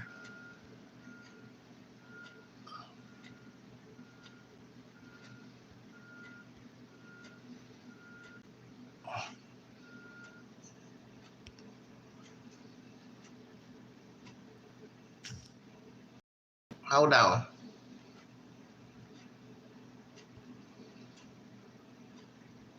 I don't know why I'm having problems. Oh, Lord. Trying to get this screen up. Okay. I got to go back and count. I pressed the wrong thing in here. Okay. 1, 2, 3, 4, 5, 6, 7, 8, 9, 10. 10 people say they're not happy. A discussion about Mary Sunshine. Someone gave these two these names earlier in my live stream.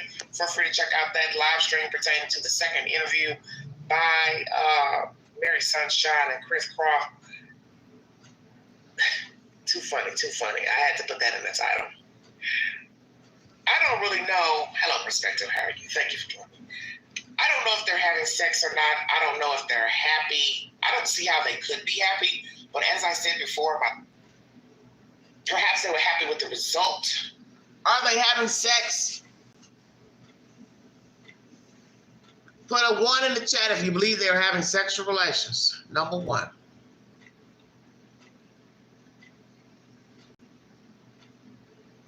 You're now listening to part 2 of the live. We're 2 hours into this live stream. Feel free to go back to get the recap of Mr. BERES' second part of this live. Keeping it going because you all wanted me to keep going. Are they having sex? Number 1. Put a 1 in the chat if you believe they're having sex. Pale Rider, please.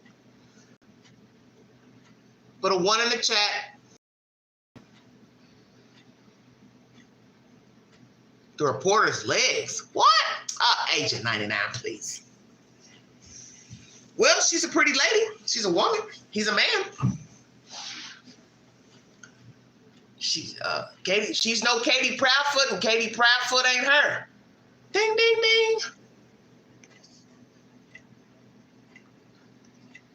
Are you all going to follow the instructions or not? Number 1, are they having sexual relations? Number 2, they're not having sexual relations. Put a 2 in the chat. You don't think they're having it?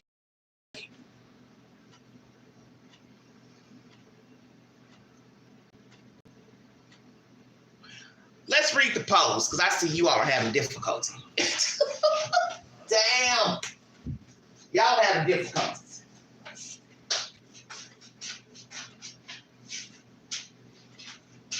Y'all ain't gonna have me on here all day now. I got other stuff to talk about. Bev says they are. Taco says they're not. How many people we got? 2, they ain't. 1, 2, 3, 4, 5, 6, 7.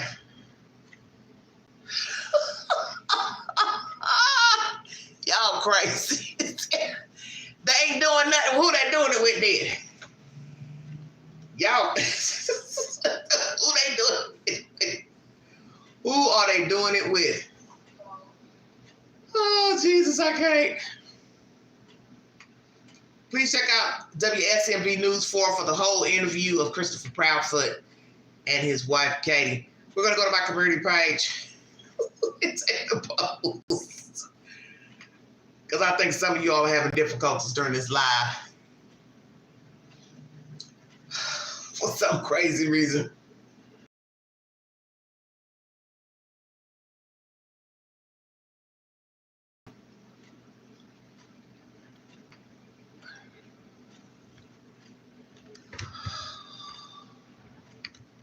All right, I'm gonna try to be quick because you know my screen keeps blanking off. This screen here makes me, this damn thing blinks on and off. It won't hold for some crazy reason. Has Katie Proudfoot cheated on Chris? 41% yes, 24% no, 35% not sure. She is now 0%. Katie Proudfoot, is she working? 14% yes, 40% no, 34% not sure, 11% if not, she needs to work. Do you foresee children in the future of the Proudfoots? 5% yes, 63% no, 3% not sure, 29% in Jesus' name, I hope not. So most of you don't believe they're going to have any children. Does he want children with Katie? 7%, 3% no, 10% not sure, 10% not sure, 0%. He briefly thought about it. Does Katie Proudfoot want a child with Chris? 8% yes, 62% no, 8% not sure, 23% he told her no. Interesting, okay? So let's compare those. Does she want kids with him? Yes, 8%. But does he want kids with her? Okay? 7%.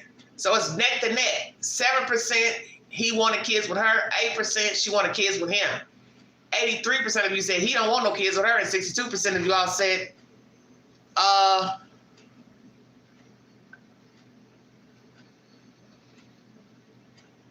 hold on. Now, where's my video? she don't want no kids with him either. So y'all don't think you want any kids with each other. Performing on the biggest stage in the world was just one step in my journey. Hi, I'm Ron. People all over the world how to dance with their dogs on my website. I was searching for a platform where I can really... Very interesting. I was searching for a platform where I can... Sorry about that. I don't know what's going on. Very interesting. I was searching for a platform where I can... Sorry about that. I don't know what's going on. Very interesting.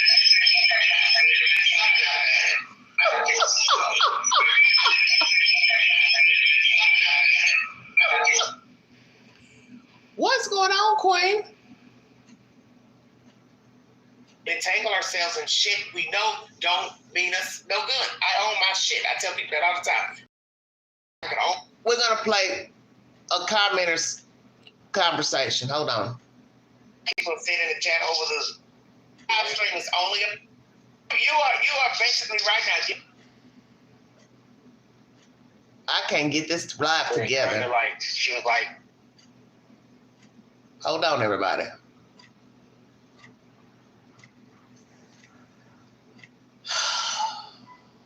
I got too much stuff going on. it's not really anything substantial. It's just like, okay, you're not really saying anything that was...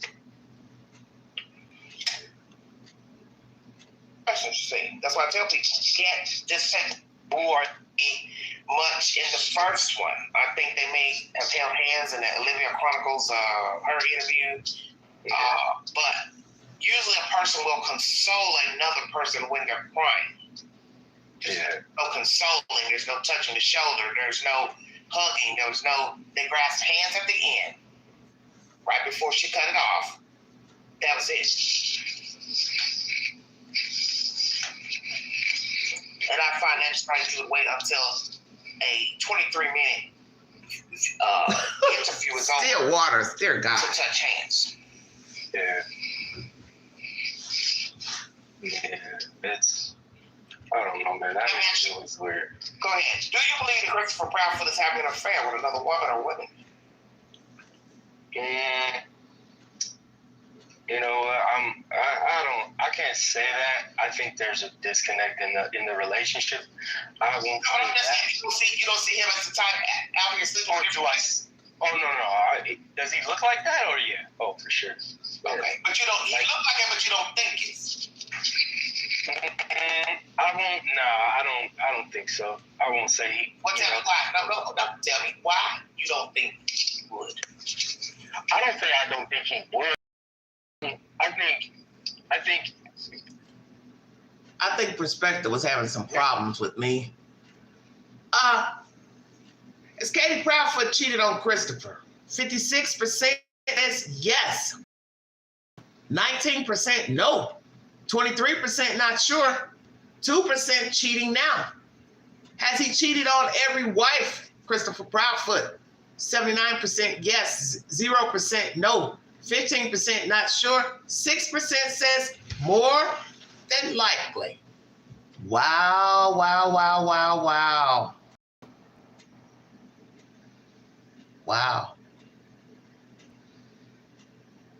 Looked like it was real disconnected in that recent interview.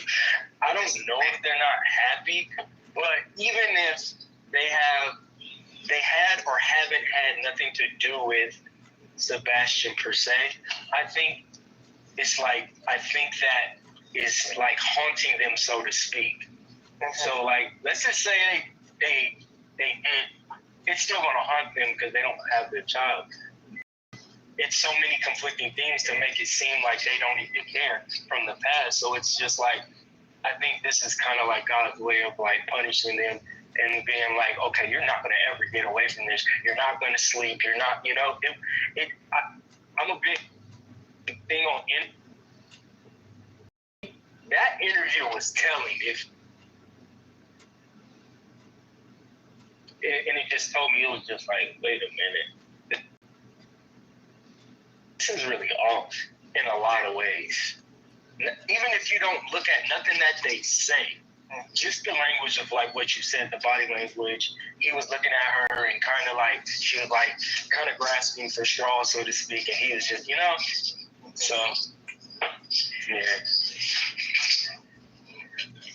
Elizabeth says they are sad, maybe remorse. I asked that question also on the poll. Do you believe any of them have any remorse or regrets if they are allowed to say the child? You know, not supposed to. What about that background noise? I don't know what that was. I don't see it. I'm sorry. Okay. I don't see it. Neither one. Okay. I know some people, it's hard for people to talk about these two without bringing up the child.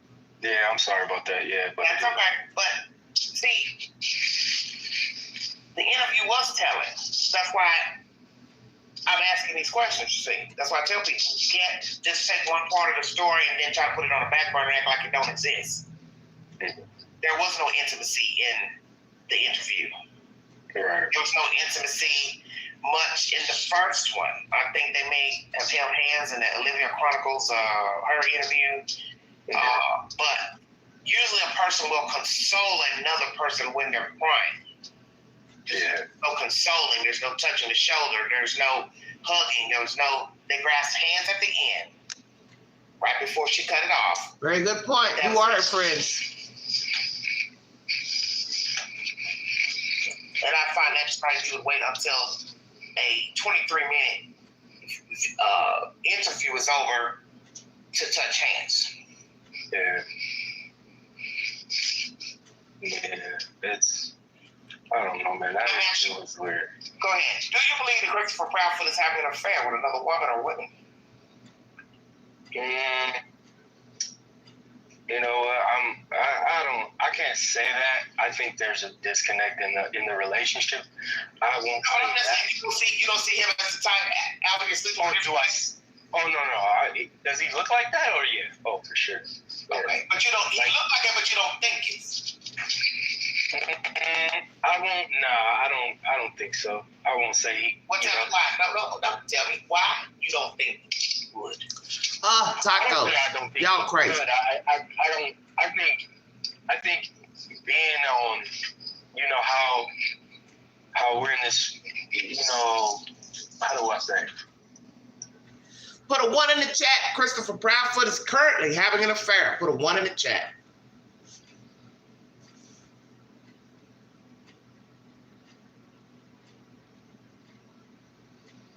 Still waters, please. Dear God.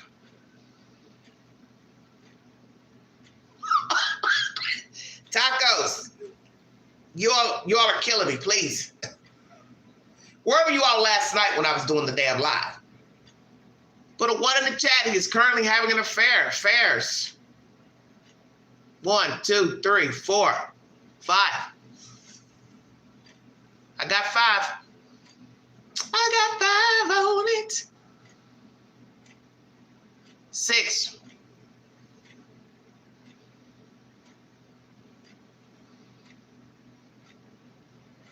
Is he having an affair?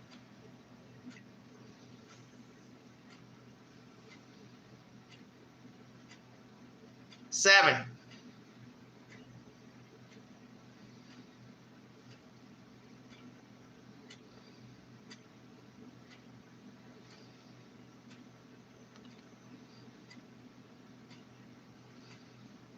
Well, that's what I'm asking. Currently, is he currently having an affair? 55 people viewing. Come on. Well, you all can chat now. This is a part 2 of last night's live. That's why I'm playing it. For those who did not join the live stream. Tacos, you already voted. Still, please. 8. 9.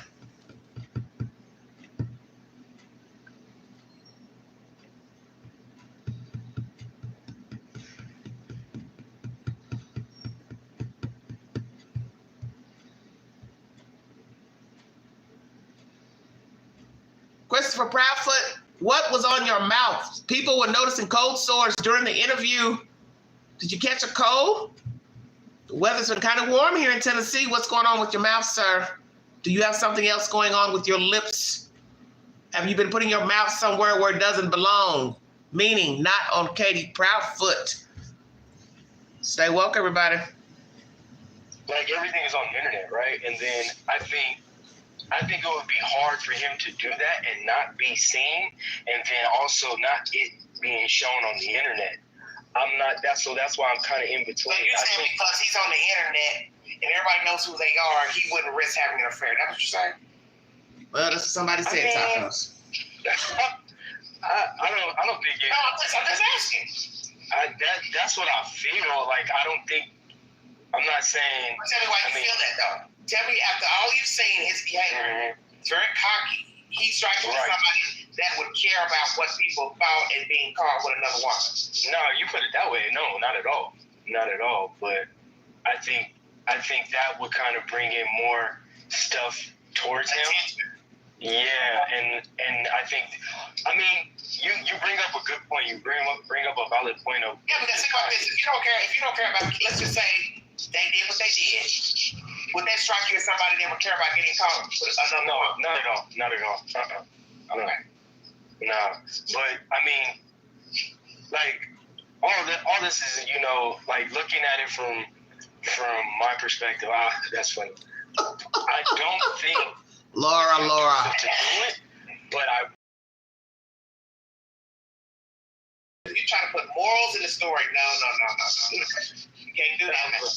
I'm not trying to put morals. You are basically right now giving me opinions according to Christianity and the Bible. We're talking about these people.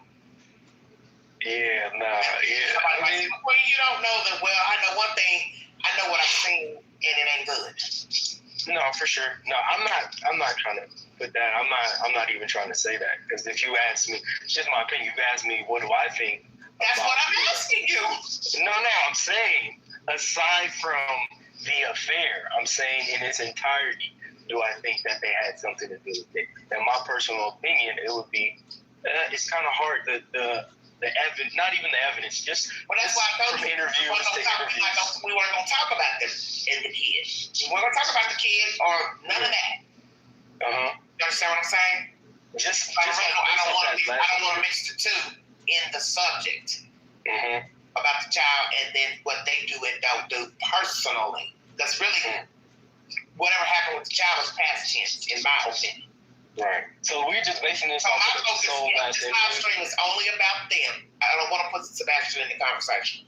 I've already talked about Sebastian already. Yeah. My conversation is about these two, how they're navigating right now. If they are if they are happy, if they're in a place where they are they happy? That's the title of this content. I don't think how could you be? Are they involved sexually? That's the content, everybody. We're talking about the union between them. Oh, Pat, please. You want to say something? So just go on. No, I'm down. I'm good. Yeah, I don't know. Just off of that, it's really simple. I don't think so. I don't think nothing needs to be explained. It's just based off of that interview. Kind of weird. Just off, like, What do you see them having?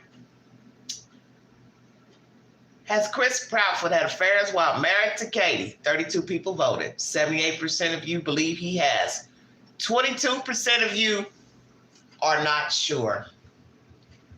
Is Katie settling for Chris because of money, lifestyle, what he offers her?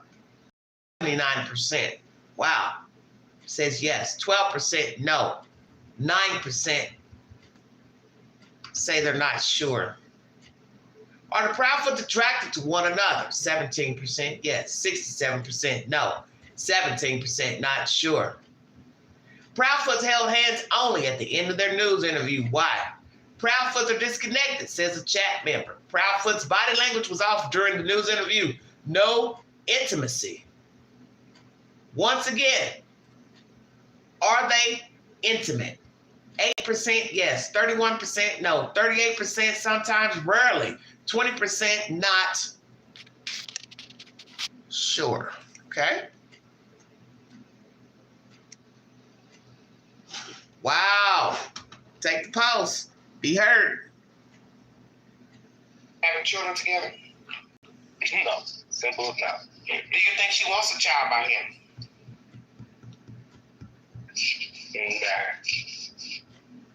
Nah. No, I don't think so. Why you say that?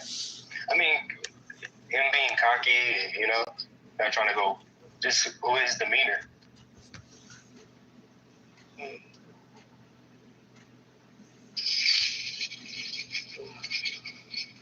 Do you see her being one to have an affair?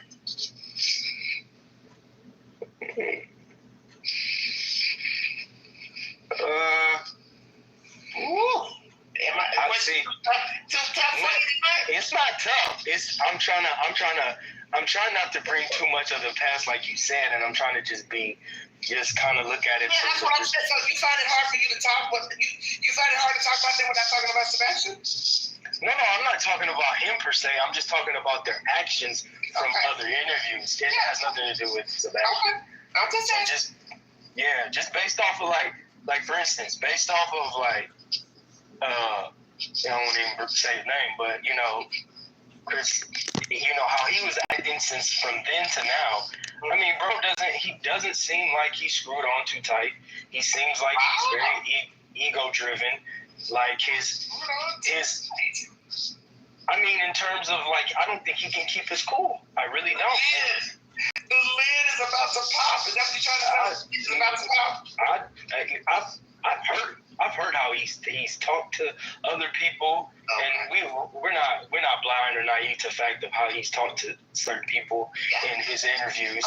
So, and I think she wouldn't want to do that because of how crazy this guy is. I think she would have to wrestle with, if I get caught, what's this dude going to do? So that, but in hindsight, you know, I feel like, again, this kind of conflicts with each other is, I feel like a little bit of how they have something to do with it. So. Okay, so let's go here. So basically, you said you think that she would be afraid to have an affair because of his demeanor. Well, are you saying that Mary Sunshine is afraid of Chris Crawford?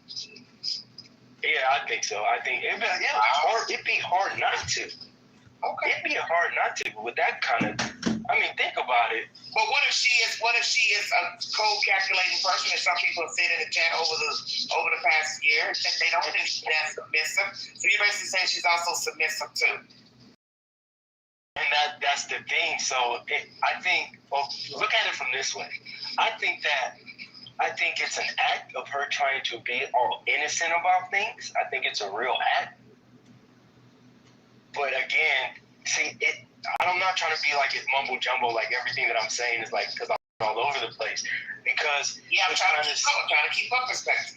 Because it sounds that's what makes this so hard, because it almost seems like it's an act and it's not for real. Because let's just say, so to speak, they're in it together, then it just doesn't really matter, right? Because now it's like, okay, what if all this is an act, right? And this is what I want you to do, and you know, because it's like, if it's an act, then how we are perceiving it is like, oh, look at the body language, look at this, look at that. But if this is what they want all along, then we've already kind of low-key fell into that trap. So I think they were similar creatures. See, that's what they always say about laws of attraction. It's like, you know, when you meet people who you say is not your type, you date them anyway, but then somebody's going to judge you and say, well, you attract what you are, which I don't necessarily agree with that saying. But I think with these two, they were the same, and that's why the laws of attraction brought them together, the universe. Mm-hmm. Yeah. Because in order to do what I think they've done, you would have to be the same. Mm-hmm. There's no way a decent human is going to go along why the screen's so doing blurry. that type of act. Do you understand what I'm saying? Yeah. You have no reason to do that. Yeah. There's no reason to do that. Unless you both are the same. Elizabeth Phillips in the chat, what are you talking about? They're sad. Sad about what exactly? So I'm really not trying to talk about the child. They're sad. So what are you trying to say? You don't believe they did anything? I also feel like how I assess things, I would like to look at how they were before. Like, who are they? Who are these people that we're looking at? You mean before they met? Yeah, and kind of But I think we know who they are before they met. She had a troubled life. She was young. She went in the military. She got the child. Things weren't right with her husband. They had marital problems, CPS reports, allegations of putting the child in the company of pedophiles. Then you got Chris. He's had numerous wives. We know that he abused one of Dina's children. So I don't think neither one had a great past before meeting. Nah. So then it's not surprising if, the conclusion of what I feel is like, man, this seems like an act. This don't even,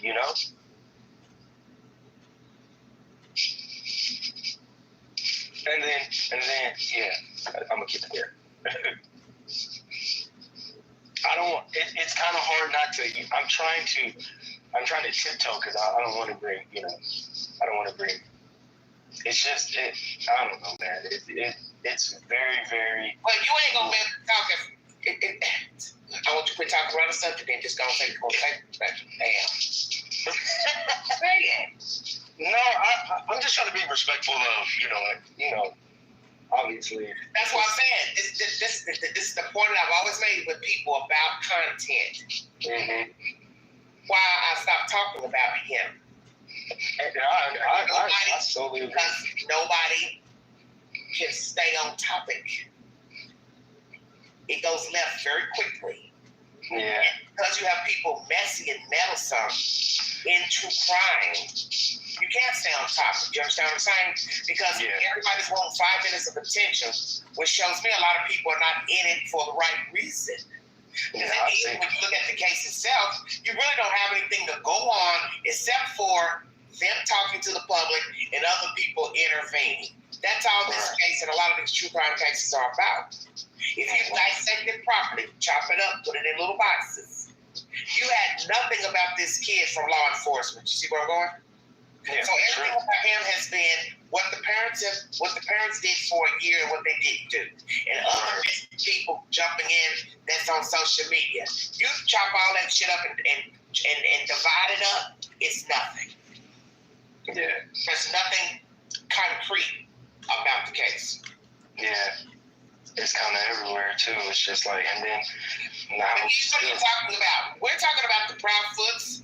We're not talking about anything else in this chat. That's it. This live stream is not about Sebastian Rogers. Let me make that clear. Anybody listening, you're hustling. This content is not about the child. I've already done videos about him. Hundreds. If you need a reference, feel free to go back and watch my earlier live. This live stream is not about the child. Go ahead, finish up. No. It's just crazy. And just to kind of have to relive the interview again is just like, man. And there's nothing concrete. So, I don't want to take up too much of your time because I just wanted to come up here because you asked me to. How you taking up my time when I just started? We've been talking for 34 minutes. No, I know. I'm just saying because I have to go. I'm just kind of. So what you got to do? I got to attend to my house. Children? Yeah, I have some. Okay, well, I didn't get what you're saying. I didn't know what you know. Yeah. No, I just wanted to come up here because, I support what you do and you work hard. So I always. And I appreciate that. So basically, before you tap out of here, yes, you believe that they're not intimate. Correct. Don't believe they're happy. Correct. Do you believe that one or the other will turn on the other one? That is a great question. It is, isn't it? It's a great question. Knuckleheads been together this long. So stupid. Oh my God. That's a great question. I'm gonna have to get back to you on that. You don't went back on Fred Sanford. What the hell about that damn knucklehead? You're a fool. I'm serious. Answer the question, everybody in the chat. What's going on? I'm not struggling. What's at your house? Damn. And nothing is happening. It's just. Hold on. It's called empathy.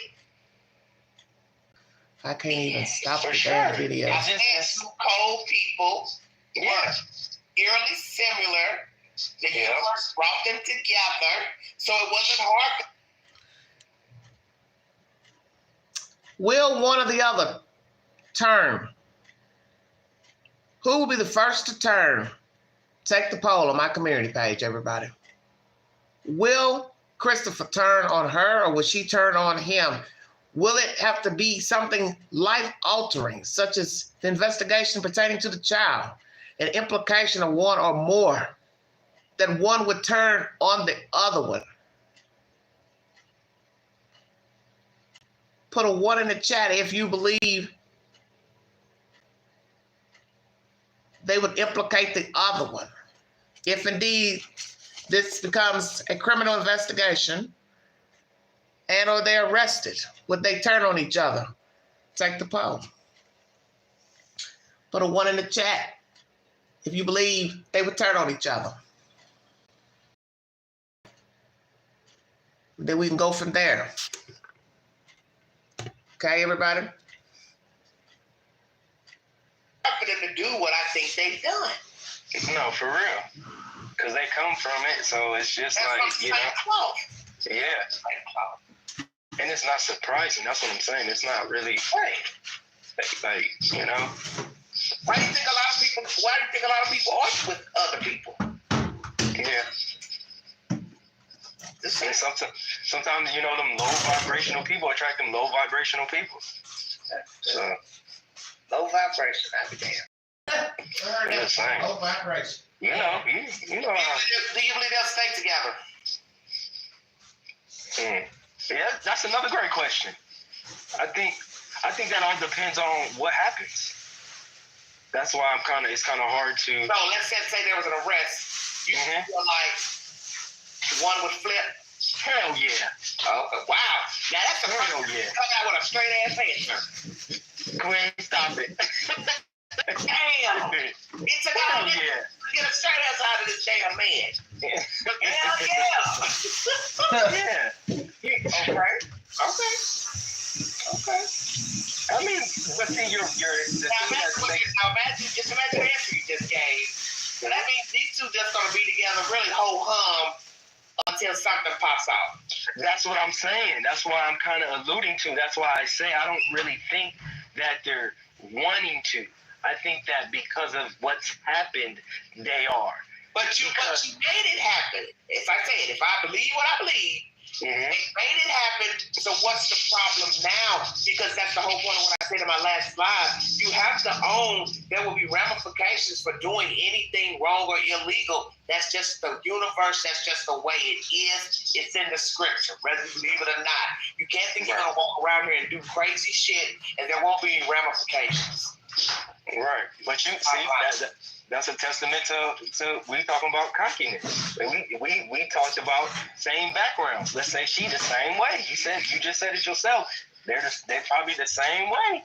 Yeah. Again, that could be. Oh, go ahead.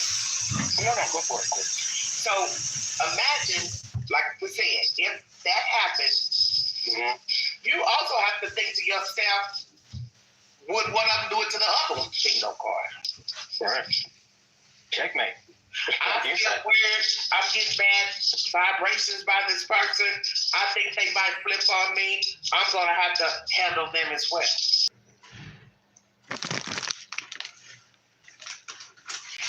Hello. Okay, yeah, I hear you, Queen. I'm a. Okay, let you listen and let's check out. Do you believe that one of them has thought about unaliving the other one?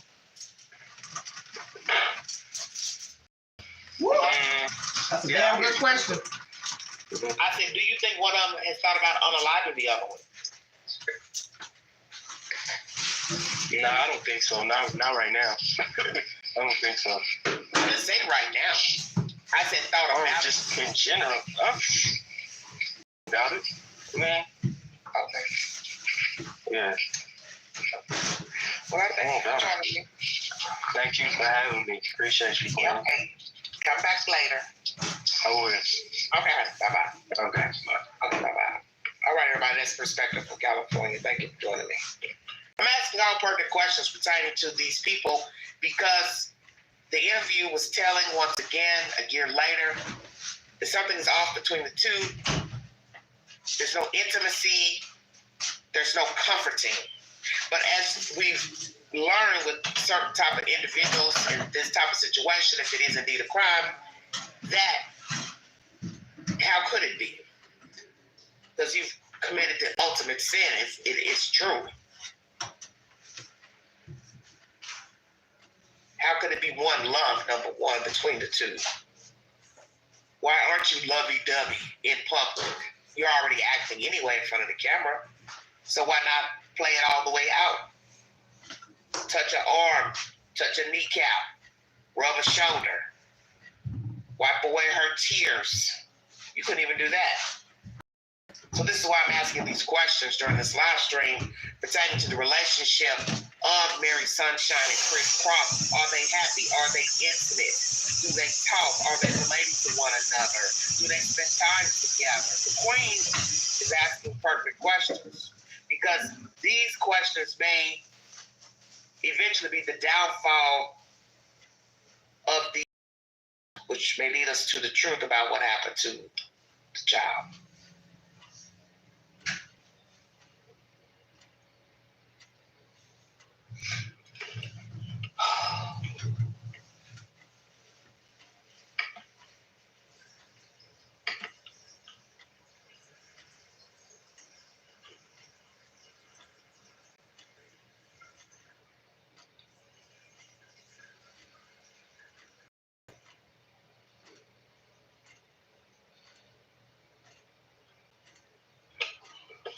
Okay. So I had two people who believe that the two are having sexual relations. And then four of you said you don't believe they are having sexual relations.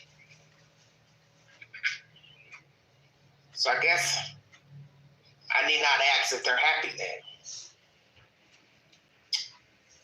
So we'll go ahead and ask anyway. Just because it's the topic of the video. Are they happy? Number one. Put a 1 in the chat if you believe these people.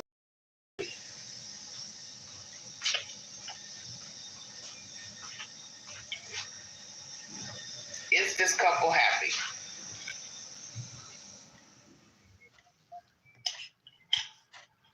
Weigh in, everybody. Are they happy? Are they genuinely content with one another? Once again, I see people can't follow instructions when I go live. I ask you not to do something, and you just take it upon yourself to come in this chat. And yes, I want to use the word disobey. Because as I said, this live stream is not about the child. And that's all I ask. It's one simple thing. And you can't even do that.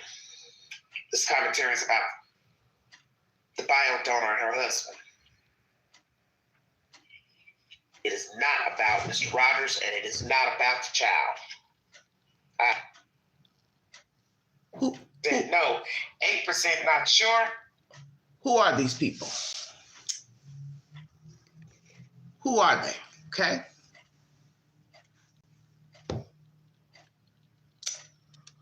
Who are the Proudfoots? Are they happy? Are they intimate?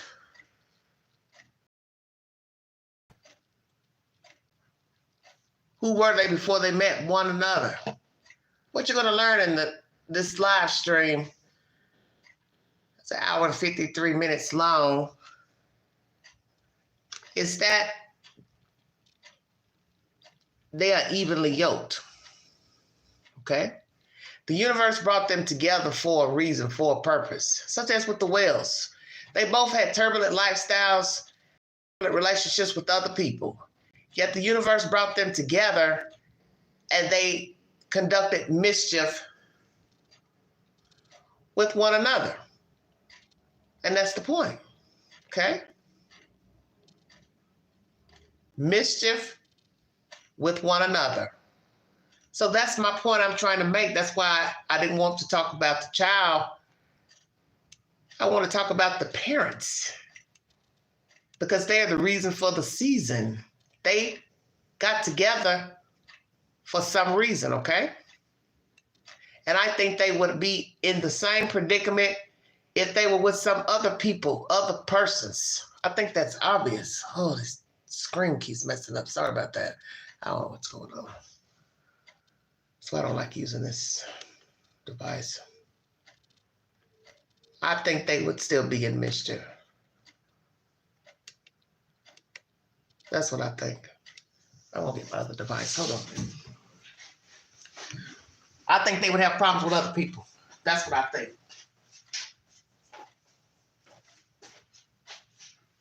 They would still be in the same place. Because the universe brought two people who are eerily similar to unite as a couple. It's obvious.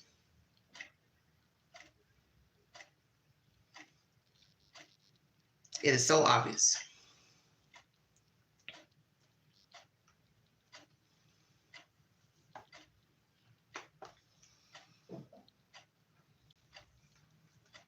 It's not happy people. Do you all believe that they're happy people? I don't think so. And like I said, they came from mischief, and they would be in the same predicament if they were with other people. And that's my personal PROUDFOOTS. I believe they would be wrapped up in some type of damn drama with one another. Nothing would be different. Nothing.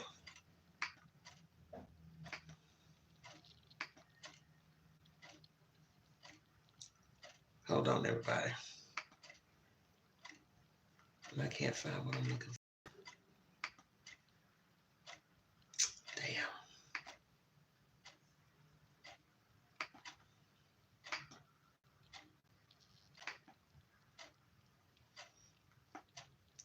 WSMV did an interview with both parents. You can see the disconnect between the two in the video. As I said, there was no consoling the wife, touching her, hugging her. It's none of that. Why not? Talking about a missing kid. I think these two have problems because they are problems. And I believe, as I said, had they never met one another, they would have an issue with each other.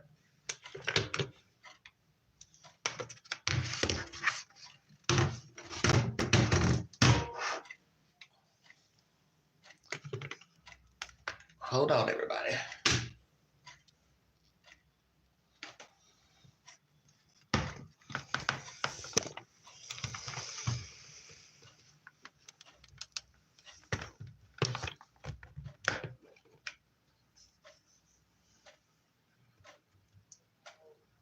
Really strong lead. There's no sighting yet. So tell me what you're feeling now. Here we are 1 year later.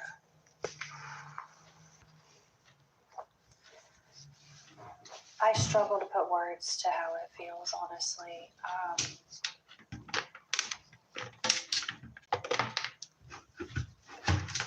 She can't talk.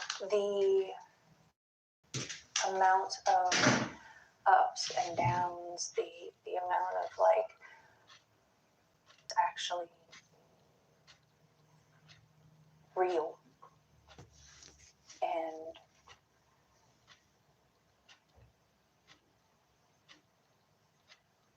I mean, Sebastian should be home with us. I mean, he should be in school. He should be playing. He should be learning. He should be... You didn't want those things for your kid. It's obvious. That's why we're here today. Coulda, woulda, shoulda, as I said in this content. It's all a ruse. If you look at both of them, they're stoic. They're dead in the water. She was drowning in this interview. Some might say, well, Queen, you're right. They're evenly yoked. Happy. They're free of the kid. They're scot-free. Nobody's arrested them for now.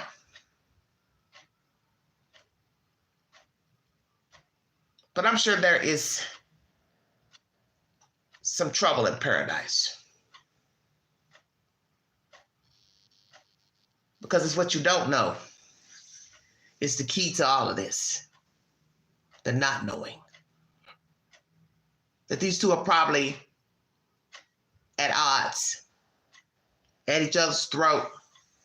All the commentary he had last year, she probably was not pleased. Why are you talking? Why are you saying these things? You shouldn't be saying anything. You talk too much. You're just giving people things to gossip about. Katie, did you ever tell your husband that? He needs to shut up. He talks too much. Because I want to know what type of woman would be with a man anyway that she felt like she had to sacrifice the child's life. And then to continue staying with him and he's talking bad about your child on social media, on YouTube, ain't no fucking way I'd be with him. See, that's why I said these people are tainted, irregardless if there was no Sebastian Rogers. Let me make that clear. I keep trying to tell you it's a bigger picture than Sebastian. That's why I made the live last night pertaining to these two people. It's bigger than Sebastian. You're talking about two evil beings that the universe linked together and be made one. And they were on the same mindset to get rid of a kid. As I said, Mr. Rogers is entitled to think whatever he wants to think about his child. That's his child. But I don't think the kid is alive unless somebody knows something that we don't know. And once again, you have to weigh the odds. Why would the child be in the care of somebody else? These two are not happy. They could never be happy. See, everything's about perception. What is happiness? What is love? They don't know what love is, and they don't know what the fuck happiness is. No way you can be happy after you two have put out the nasty things you put out about a boy child that's autistic. And it doesn't matter if he had anything wrong with him. You don't talk about a child like a fucking dog. And I'll say that to a person's face right now. I don't care who you are. You don't ever go to the street talking about a damn kid. I get it. You have some troubled times with your child. Like, damn, this kid's wayward. This kid's acting out. He won't mind. She won't mind. But when you start belittling your kid, that's a whole different subject matter. And that's what they did. That's why, you know, they never cared for the kid. Because how do you let it get to this point? A child 15 years of age, you will let it get to the point that you allow your spouse to get on somebody's YouTube channel and talk bad about your fucking kid. You gave birth to him. That's your baby. It's not Christopher's kid. So that also shows he thinks little of the kid to put out such venom. Stay woke now. So there's no happiness. There's no union between the two. I believe these two were miserable when they met. They've been miserable. Misery loves company. Come on with it, Quay. So they were going to have problems no matter who they were with. Ding, ding, ding.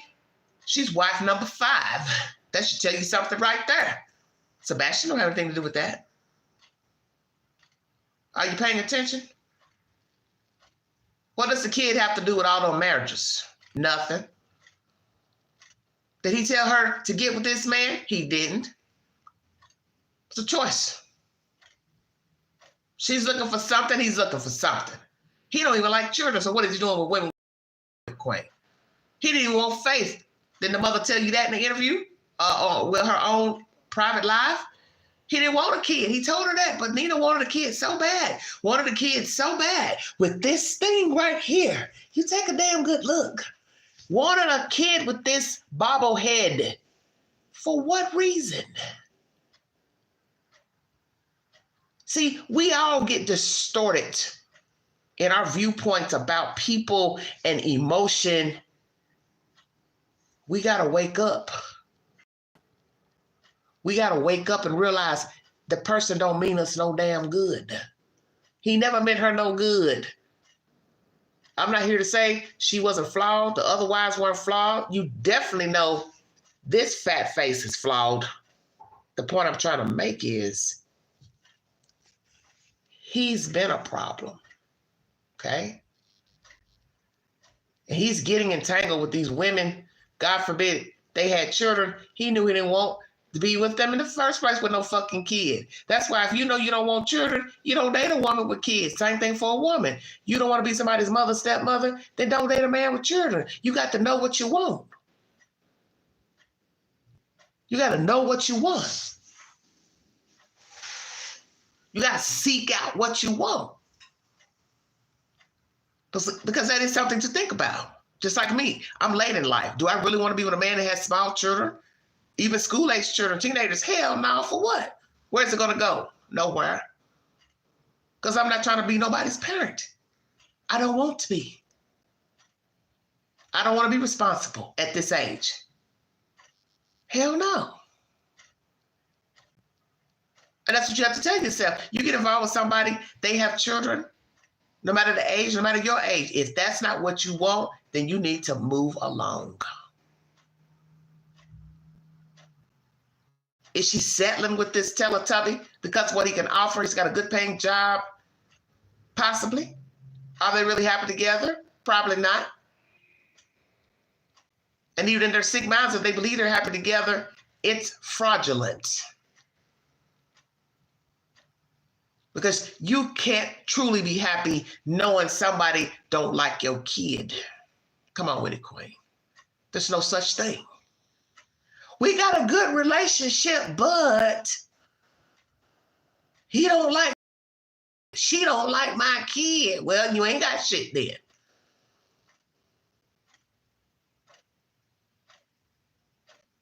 It's not genuine. And there's no telling what these two have been doing when the child was around. He's all the way down in a whole other jurisdiction, probably sleeping with different women. Ain't no telling what this fool been doing. And ain't no telling what Katie Proudfoot been doing. Let's keep that real. Don't nobody know what the hell she was doing up there in Hendersonville. But what did I tell you before? One thing you haven't seen, nobody's vouched for these two. Why not? Why not? Why hasn't anyone vouched for these two?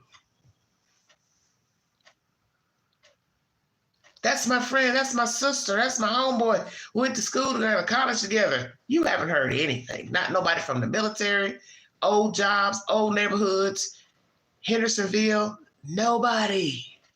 Why not? Oh, they would never hurt their kid. They never do anything.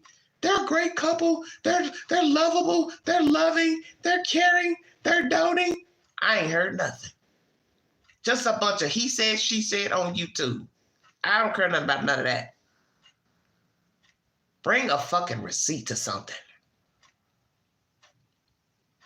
These are two miserable fucks that the universe brought together and made one. One. They were miserable before they met. They are miserable together. Kid, no kid. Kids, no kids. Don't get it mistaken. They could break up right now and they will still be fucked. Do you understand what I'm saying to you? She can go meet somebody else and be in the same boat. Same for him. That's what you need to understand. It's bigger than Sebastian Rogers. And I'm sure many of you think it's all about the kid. That's what's on the surface.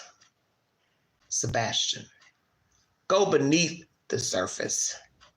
There's misery in the gut. There's betrayal in the gut. Lies in the gut. Insecurity in the gut. That's why I made the commentary last night about these two. Where are they? Where are they going? What is their life like? What is their relationship like? Do they hug? Do they kiss? Do they tell each other they love each other? And then the flip side is, how could you be anywhere near loving toward one another with a whole kid missing? And most of us believe you're behind the disappearance of the said child. What is love if there is murder? It can't be. Pay attention now. It could never be love. It could be nothing. These are two empty vessels, two empty shells. That's all. They are one and the same. No happiness, no love. And as I said, she probably lonely, miserable with that kid. He came to the table empty, lonely, miserable, without a kid. Well, he would have had the little girl, but I don't think he ever cared about her. I don't think he cares about her now. She's collateral damage, just like Sebastian became. And those two are one and the same, Faith and Sebastian. They didn't choose these people as their parents. They're innocent bystanders, as many people have become innocent bystanders. You don't know people. And anybody that would decide to tell any type of commentary about these two, that's all you can say. Oh, I knew her when. I knew him when. You can't say you know them, because you can't say that about anybody. That's my personal opinion. You don't know the mindset of people. You don't know what they really think about you. You don't really know what they think about the world, because you don't really know what they think about themselves. You think people just readily come out and tell you how they feel about themselves, their life, how they grew up, their feelings toward their parents, their brother, their sisters. People keep things bottled up all the time. This is the reason why we have hate and contempt. People don't like to tell people how they really feel. That's how hate grows. That's how contempt grows. You don't speak on it. You don't air your feelings. I think Christopher had a rough upbringing as well. His father, stepfather rearing him. I think the mother, she rode the donkey ride, possibly a party to the nonsense as well. She probably was a tyrant as well. That's why he acts and talks the way he acts. Then we have Katie, who is a wounded bird. And she got tangled up with a man, got pregnant by him, but realized that wasn't the life she wanted. And probably didn't ever tell Seth, this ain't me. I don't like this life. I ain't happy. Then she may have, I don't know. But the point is, she carried burdens with her even before getting pregnant. That's the point.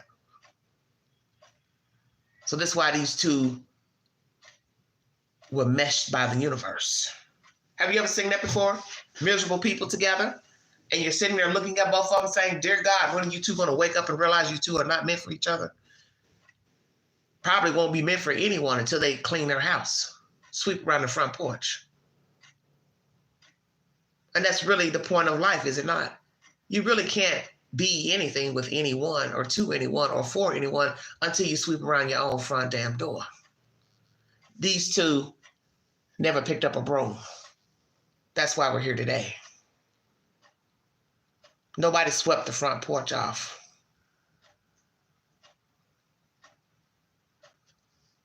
Nobody swept the front porch off.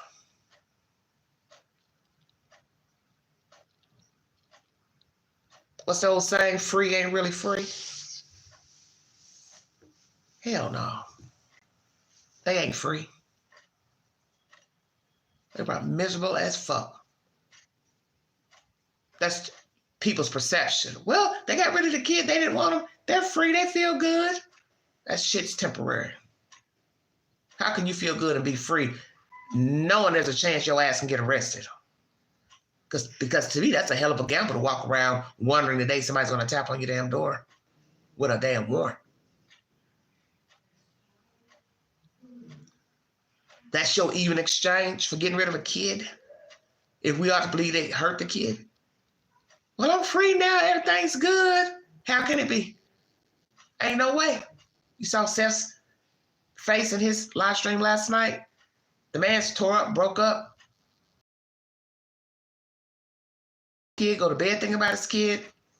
These two bobbleheads, they ain't thinking about a damn thing. But you know they ain't happy. Don't get it twisted now. Don't think it's all roses over there on Stafford Court. Hell no, it ain't. Because it wasn't roses before.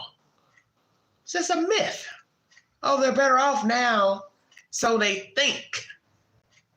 But they know the whole truth. They're never going to tell you they're miserable as fuck. He probably don't want her talking to nobody. He don't want her befriending nobody. He don't want her saying nothing to nobody. He don't want her even looking at anybody because he don't want her to spill the tea, vice versa. She worried about who he talking to, what he doing. You see what she did when the child went missing? She hurried and ran down there to that fucking RV park.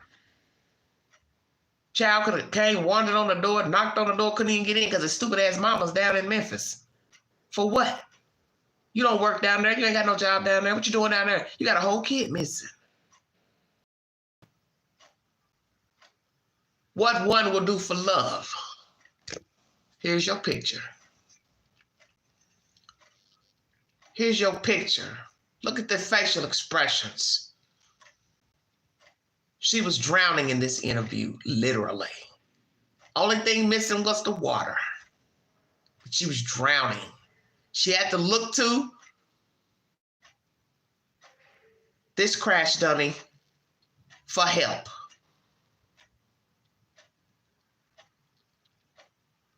Just like she did in the first interview a year ago. Help, help, help, I'm drowning, save me. Here comes Captain Save-A-Hole. So we'll wait, what, another year if there's no new information pertaining to the child? And they'll come back and do the same repeat, talking about what he liked to do. He liked to swim, run, jump, hop, skip. All an act. For appearances. It's very sad. Tragic. Diabolical. But this happens every day in America. People talking to the news for show. Gotta say something won't look right if we don't. Well, it didn't look right months ago and you didn't say nothing. But you did it any damn way. So what's the point 1 year later? There ain't none. Because that's what it looks like, a show, a put on. Let's pretend we care. Let's pretend we're searching. Let's pretend we're engaged. Let's pretend. Because that's what you've been doing while raising him, is pretending. Isn't that right, Katie Proudfoot? Or, excuse me, Mary Sunshine. You've been pretending all along to be a loving mother, caring mother. Then Jack in the Box comes along. He's pretending to care for you and care for your kid when he knows he don't like children. I don't even think he really likes women. I said that. So both of you been pretending. Shall we call them the great pretenders? Mary Sunshine and Chris Cross. Too bad they're not getting paid for their services. Maybe they should get a Netflix documentary or a movie. Because they put on a show, did they? The blind leading the blind. I got a feeling there's a whole lot going on with these two dirty rats, and it ain't good. I'm just waiting for somebody brave enough to come out and tell the story, because somebody's got a testimony. It's just a matter of, will they come out? Do they fear either one? Asked, told not to speak, worried about getting sued? Tell the truth. Forever hold your peace. Just tell the truth. Because somebody's got the goods on these two. Oh, I believe that. I believe that. They're not happy. This is not paradise. They ain't in paradise. They have never been in paradise. And they ain't gonna be in paradise. And as I've said before, if these two had nothing to do with the disappearance of the child, they didn't unalive the child, they are still stinky ass parents because of how they came to YouTube and talk bad about the boy. That's my public opinion about both of them. It's what you allow. You allowed this white man to get up here and talk bad about your damn baby on a fucking live stream of a nobody at that. So you got a nobody riding with a nobody that goes to a nobody ass YouTube channel. to talk bad about a disabled kid. Are you kidding me? And yet you want to sit up and talk about who you believe, what's the truth. They told you the truth. They told you how they felt about the kid, and he gone. See, I can tell you the truth about him because I know he ain't coming back. He ain't getting ready to tell nothing. He ain't getting ready to testify to nothing. So hell yeah, I can talk about him like a damn dog. A dead man tells no tales.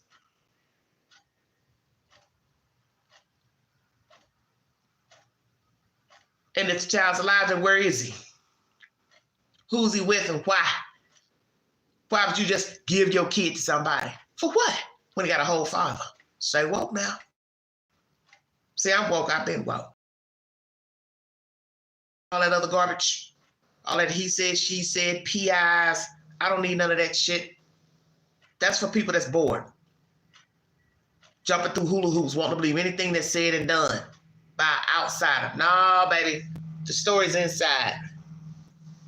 The truth is inside the bubble, not outside. All roads lead to these two dusty bats right here. Mary Sunshine and Chris Croft. You want the answers to where the child is? You start with these two. Where does the story end? With these two. That's my... Are these two happy? Are they intimate? Are they affectionate? Did they put on a show for the interview? I say yes. Are they happy? I say no. Are they intimate? Don't know. Don't really care. I just ask all the questions because of this $2 ass interview they gave. You didn't console your wife like you should have, sir. You're sitting here null and void, staring off into space just like her. She's looking up to the sky, looking for God. Why? That's who you should have been looking for while raising your son. God, Jesus, please help me. I'm burdened. I feel trapped. Show me the way. Because God didn't orchestrate your way. I think we all know that. So when you talk in your commentary, you're being blasphemous and disrespectful to God and also to your kid and to yourself. But self don't matter, right? You two don't even care about your damn selves. That just shows how stupid you are. Because you've never cared for yourselves. Because if you cared for yourselves, you two wouldn't be together. Like, share, subscribe, drop your comments below this video. Take the polls on my community page pertaining to these two nimwits. I'll be back with more stimulating content pertaining to Mr. Gene Hackman and his wife. They have passed away. Is it foul play? Carbon monoxide poisoning, some other type of poisoning, suicide, homicide, people. We'll get down to the bottom of it later today. Check out my earlier content on this case. 1 year anniversary, the 26th. The Sebastian Rodgers went missing from Rogersville, Tennessee, allegedly. You got to start at the beginning of the story. You want the answers. In the beginning here, this union, how it came to be. And as I've said before, if you didn't know, you now know. The story is bigger than Sebastian. He's the end result of this union. But shit was fucked up before they ever met one another. That's what you need to know. And that Sebastian was just a casualty of war. An innocent bystander that got caught up in these people's mess. And it was not his fault. And even if Sebastian never existed, these two would be a problem. Because they are the problem. Problems. Have a wonderful weekend. Check my community page for updates. Movie of the week, very good movie playing on Tubi. The Cellar. Please check it out. Y'all have a wonderful, wonderful weekend. Prayers for truth and justice for Sebastian Rogers. Prayers to Mr. Seth Rogers that he gets absolution pertaining to his son and the strength to carry on. And if indeed these two people are involved, may 12 members of a jury show them no mercy. None. And anybody else involved, the same. Thank you for your time, even listening to the Vault XL. Thank you.